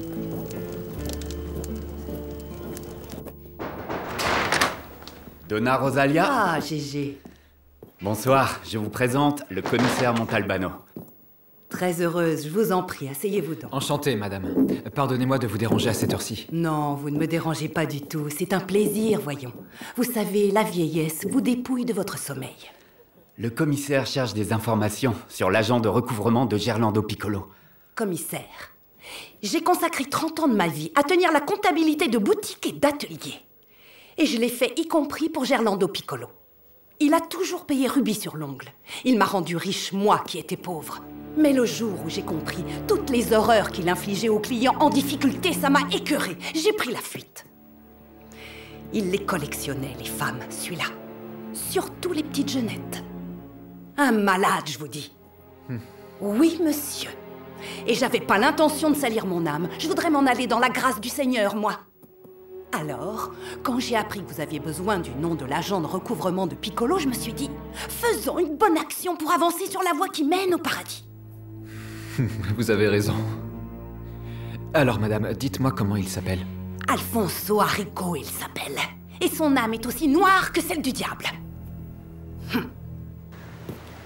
Merci beaucoup, JJ. De rien du tout, Salvo. Si tu passes dans la Manara, tu sais où me trouver. Mais pas pour me coffrer. Alors ne fais pas de conneries, d'accord? Écoute, fais mes amitiés à ta sœur. Elle va sûrement aller au commissariat quand je lui dirai que je t'ai vu. Prends soin de toi, Salvo. Toi aussi. Tiens-toi à carreau, JJ.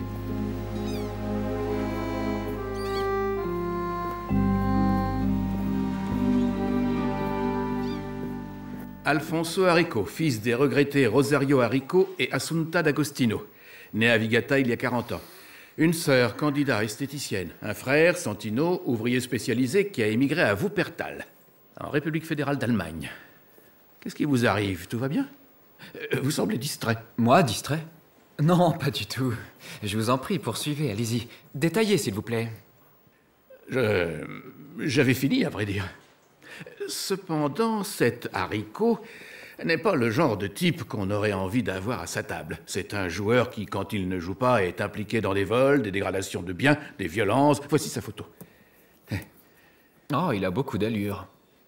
Si vous y tenez, je le débusque et je vous l'amène ici au commissariat. Allez-y avec Gallo, quand même. Comme vous voudrez, commissaire.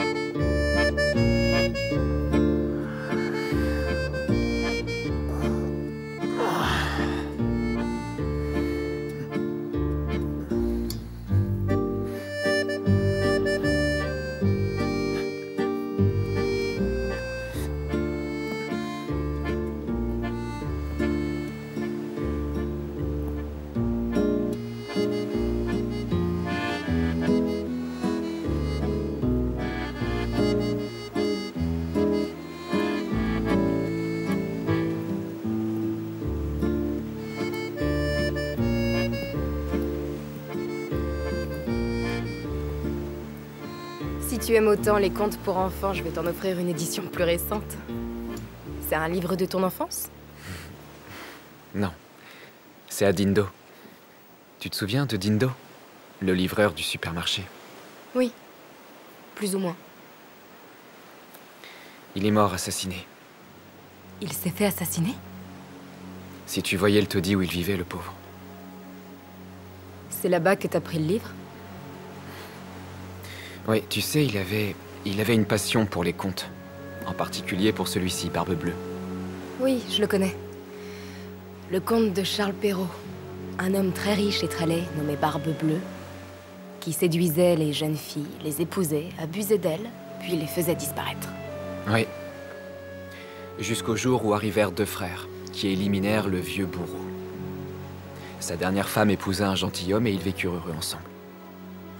Mais regarde, partout sur chaque page du livre, Dindo avait écrit ce mot, justice.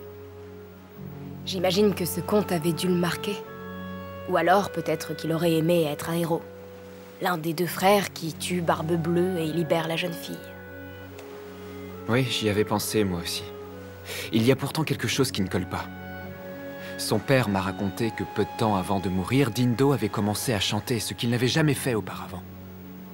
Et du coup, je me demande comment un pauvre malheureux qui vit dans un trou pareil a pu se mettre soudainement à chanter.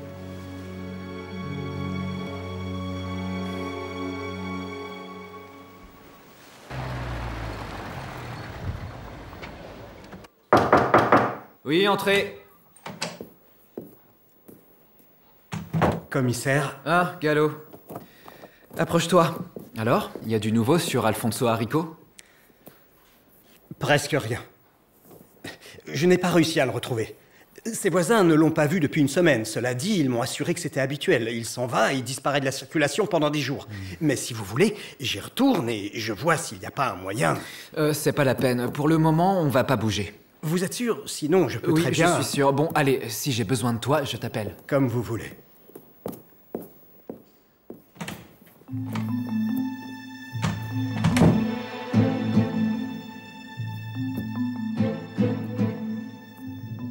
Bonjour, Shingoli, tu vas bien? C'est Montalbano à l'appareil. Ah, Montalbano, et toi, comment tu vas? Eh bien, très bien. Je peux te demander un service? Oui, bien sûr. Est-ce que tu pourrais m'aider à mettre sur écoute une ligne téléphonique? Ah, Mimi, tu as vu Fazio ce matin? Ah non, Salvo. Il avait un rendez-vous chez le cardiologue. Il sera de retour dans quelques heures à peine. Moi, je file. Appelle si tu as besoin de moi. Oui, d'accord. Commissaire, un bon café. Merci. Je vous en prie. Francesco, va avec maman.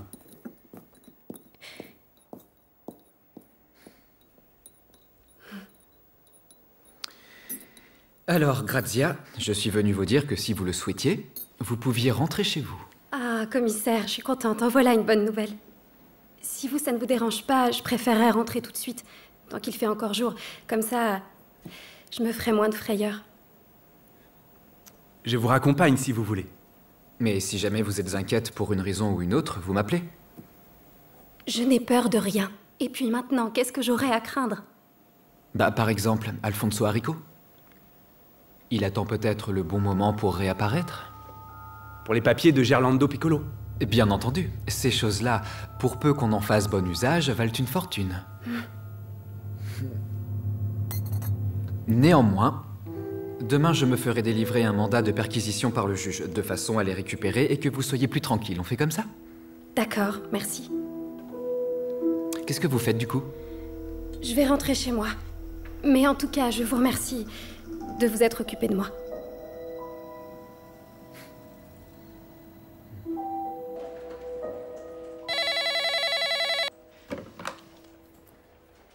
Montalbano? Commissaire, j'ai Simbali en ligne. Je fais quoi? Je vous le passe? Oui, passe-le-moi. Oui, bonjour Shingoli, je t'écoute. Salvo, la fille a téléphoné. Une voix d'homme a eu à peine le temps de répondre qu'elle lui disait qu'elle était déjà rentrée chez elle et qu'elle n'était pas surveillée.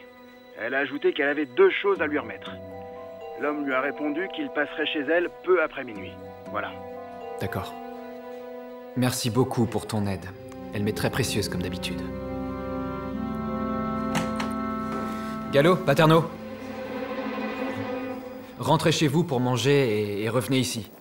Et dites à vos familles que vous êtes de service ce soir. On peut savoir de quoi il s'agit? Je te le dirai plus tard.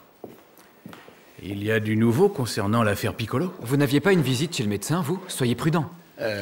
Je peux vous parler une minute? Oui.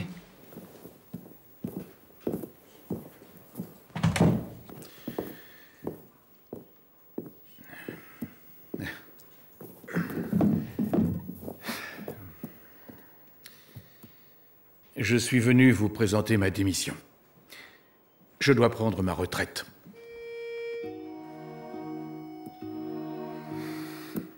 Mais vous partez comme ça, du jour au lendemain? Non, pas vraiment. Les médecins m'avaient déjà dit après mon accident cardiaque de rester à la maison. Mais c'était pas du tout quelque chose que j'envisageais et du coup... Vous avez continué à travailler. Et vous vous êtes fichu de moi en faisant comme si vous n'aviez rien.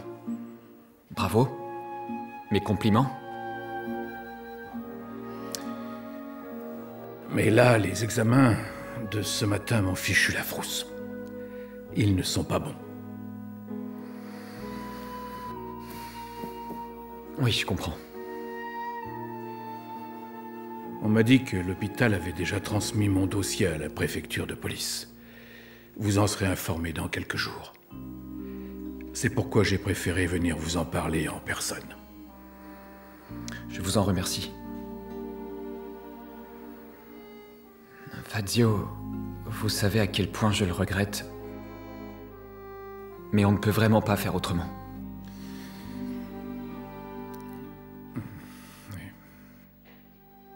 Dites-moi la vérité, commissaire. Vous avez bouclé l'affaire Piccolo? Oui. Oui, si tout se passe bien, on devrait peut-être en avoir fini dans la nuit. Vous me connaissez. J'aime bien terminer ce que j'ai commencé à entreprendre. Par conséquent, avant que je m'allonge dans la naphtaline, vous devez me permettre de participer à la capture du sauvage qui a supprimé Dindo. Il n'en est tout simplement pas question. Et ça ne sert à rien d'insister. Et si jamais il vous arrivait quelque chose, qu'est-ce que je dirais à votre épouse et à votre fils? Qu'au moins l'assassin de Dindo est sous les verrous. Faites-moi cette faveur.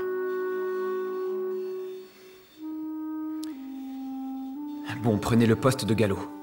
Vous restez dans la voiture et vous n'en bougez pas. Et en plus, vous allez me le jurer. D'accord, je vous le jure. Très bien. Merci beaucoup.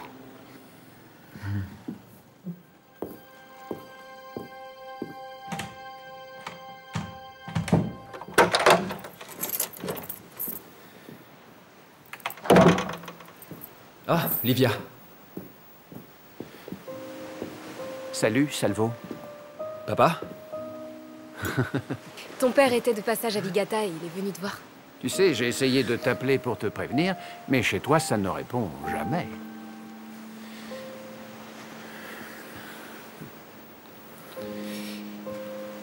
On pourrait aller dîner ensemble chez Calogero? Non, non, je ne peux pas ce soir. Je mange un truc sur le pouce et je repars immédiatement pour une affaire plutôt importante. Et ça ne peut pas attendre? Non. Tant pis, patience. Et je veux dire qu'on ira manger ensemble la prochaine fois. Bon, en tous les cas, au moins je t'ai vu.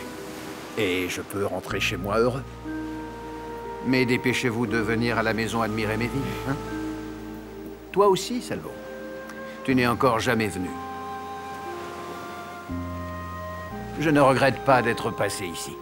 Ça m'a permis de rencontrer ta charmante petite amie. Livia, merci pour votre accueil. Est-ce que je peux vous embrasser? Merci. Alors c'est entendu, j'attends votre visite. On va venir. Je me réjouis.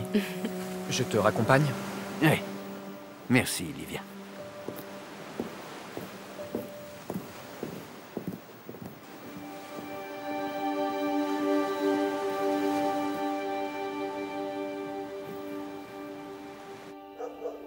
Commissaire, qu'est-ce qu'on attend là? Alfonso Arrico, l'agent de recouvrement. Quoi, ici? C'est qu'une supposition, bien qu'elle semble devoir se confirmer. Quand elle avait 5 ans, Grazia travaillait ici comme domestique. À la mort de sa tante, elle est devenue la maîtresse de son oncle. Seulement Gerlando était un neurotomane et Grazia le haïssait. Il la retenait chez lui comme une prisonnière. Sa seule planche de salut, elle l'a trouvée dans une personne qui avait l'habitude de fréquenter les lieux. Alfonso Arrico. L'agent de recouvrement. Sans que Gerlando ne s'en rende compte, Arrico et Grazia ont noué une liaison. Et une bonne idée leur est venue. Il ferait sa peau à Gerlando, toucherait l'héritage et se mettrait à leur compte en reprenant son activité. Seulement pour l'éliminer sans éveiller de soupçons, ils avaient besoin d'une 3e personne. Ce pauvre malheureux de Dindo. C'était l'idée de Grazia. Elle a commencé à être gentille avec lui, il n'y a vu que du feu.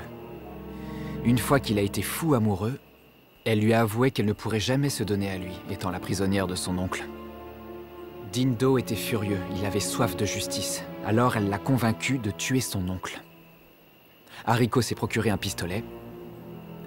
Et lors de cette fameuse nuit, Grazia a laissé la porte ouverte, l'arme bien en vue. Et elle est montée dans la chambre de l'oncle pour coucher avec lui. Elle voulait s'assurer que Dindo le descendrait. L'idéal étant qu'il la trouve au lit avec son oncle. Et comme prévu, Dindo l'a abattu. Sauf qu'en posant le regard sur le cadavre, il s'est rendu compte de ce qu'il avait fait. Et là, il a perdu la tête, il n'était plus lui-même. Il a commencé à tout casser. Les cadres et les statues de la Vierge Marie, et il a décampé. Grazia s'est crue perdue, parce qu'elle a eu peur que Dindo aille tout raconter. Alors, elle a ouvert le tiroir de la commode, elle a pris le revolver de l'oncle, elle a rattrapé le garçon et l'a blessé mortellement. Mais si Dindo avait l'intention de venir tout avouer, de se rendre à la police, pourquoi une fois enfui, il n'est pas allé demander de l'aide à la première maison qu'il a croisée?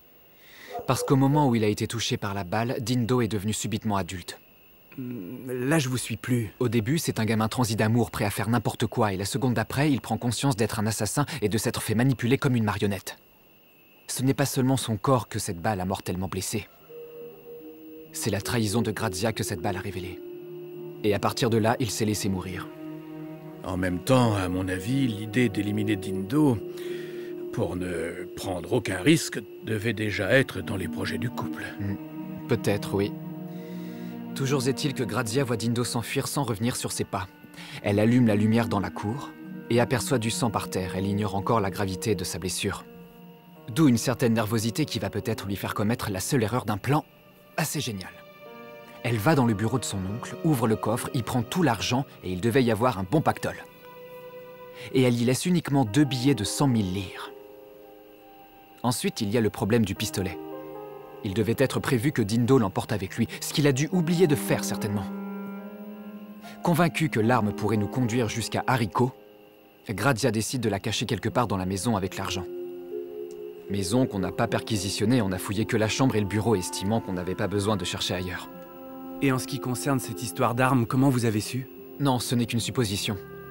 En tout cas, j'ai fait mettre sur écoute la ligne téléphonique de Gerlando. Elle était à peine arrivée chez elle que la jeune femme est allée appeler Hariko. Elle lui a dit qu'elle avait 2 choses à lui donner. D'après moi, il s'agit de l'arme et de l'argent. Donc, il ne nous reste plus qu'à patienter ici, à prendre l'air frais de la nuit.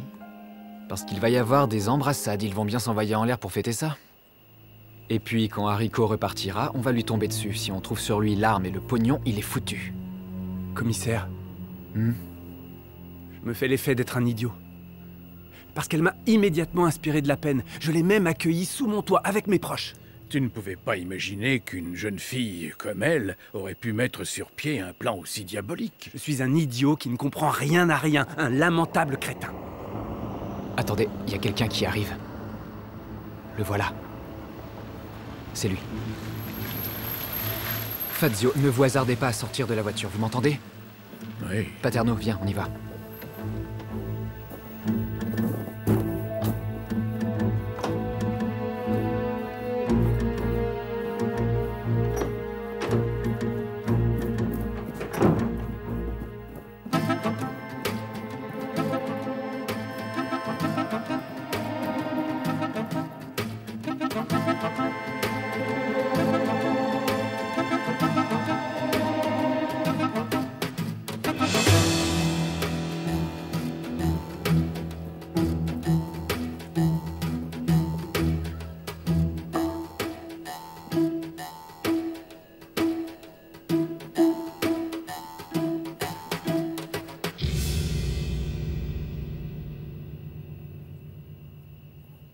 Ça va, il s'embête pas ce gars-là. Ça fait 2 heures qu'il est à l'intérieur. Il est obligé de sortir par là.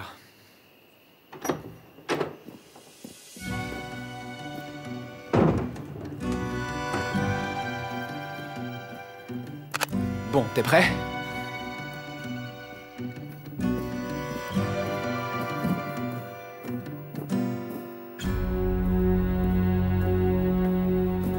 Ne bouge pas, Rico, police! Arrête!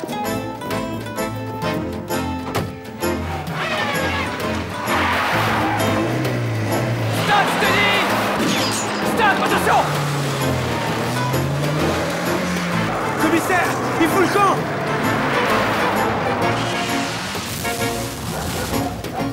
Fazio! Toi, occupe-toi de lui! Fazio! Pas un geste! Fazio, tout va bien? Parfaitement bien. Sacré choc. Vous l'avez attrapé? Oui, on l'a eu, mais vous, comment ça va? Bien. Vous m'avez dit de ne pas descendre de la voiture, je ne suis pas descendu. Vous êtes incorrigible, Fazio. Tu avais l'air bien pressé, toi. Tu es allé où comme ça? Qu'est-ce qu'il y a dans cette boîte? Dis-moi. Voyons voir un peu. Ah, un pistolet et des billets. Bravo! Tu sais que c'est complètement foutu pour toi, mon vieux. Commissaire, vous allez pas me croire, mais c'est pas moi qui ai organisé toute cette affaire. Ah non?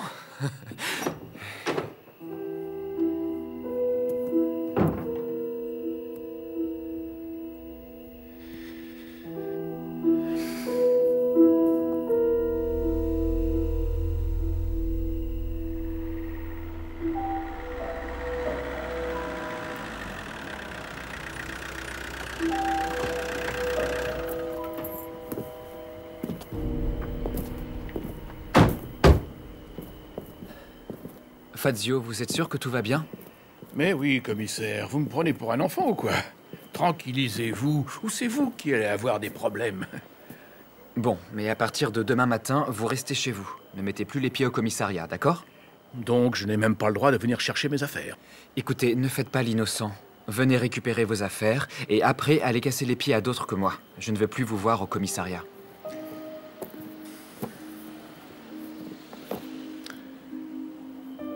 Tenez, commissaire. Et ça aussi. Il y a bien longtemps que je ne m'en suis pas servi. Je n'avais fait que tirer en l'air en signe d'avertissement. Je pense qu'il marche encore. Bonne nuit, commissaire. Bonne nuit, Fazio.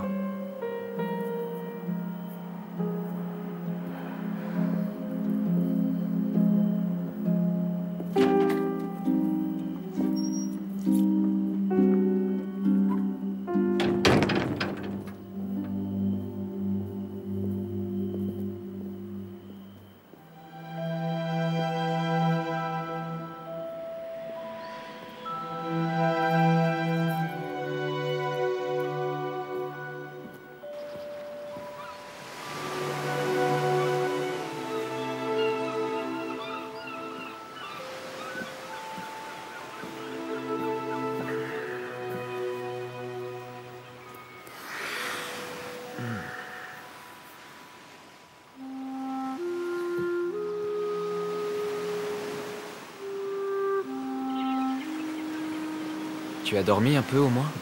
Oui. Tu dois être épuisé, non?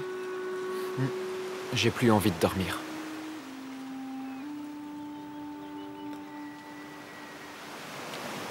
Mon père était content de faire ta connaissance.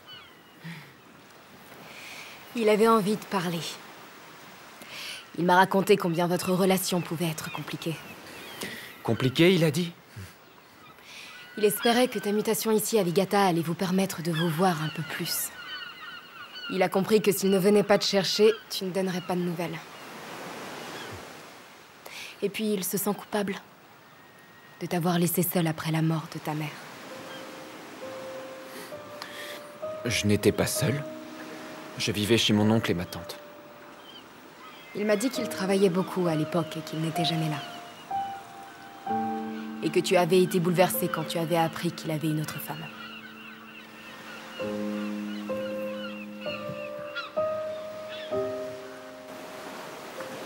Tu sais, les choses ne se sont pas passées comme il te l'a raconté. Quand j'étais encore tout jeune, mon père me manquait affreusement. Un jour, j'ai décidé de sécher l'école, de ne pas rentrer à la maison, et d'aller le retrouver à Syracuse, où il travaillait. Bien mal m'en a pris, c'était la pire des idées.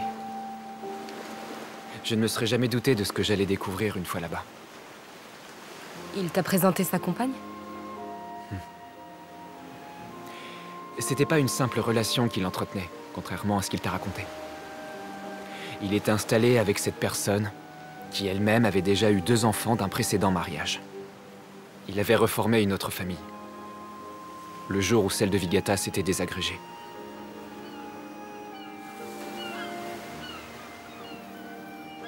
Ça devait pas être facile.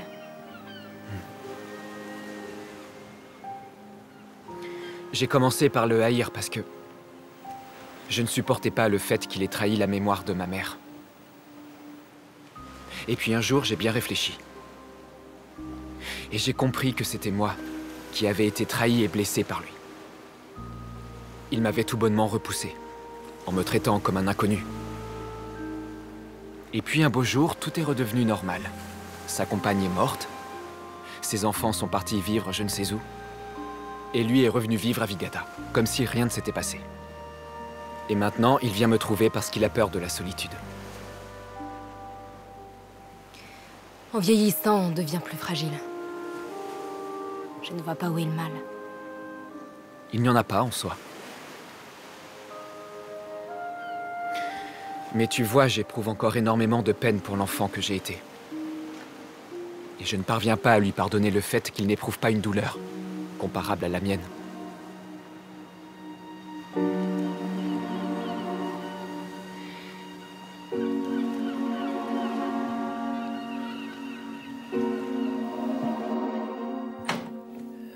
permettez, commissaire?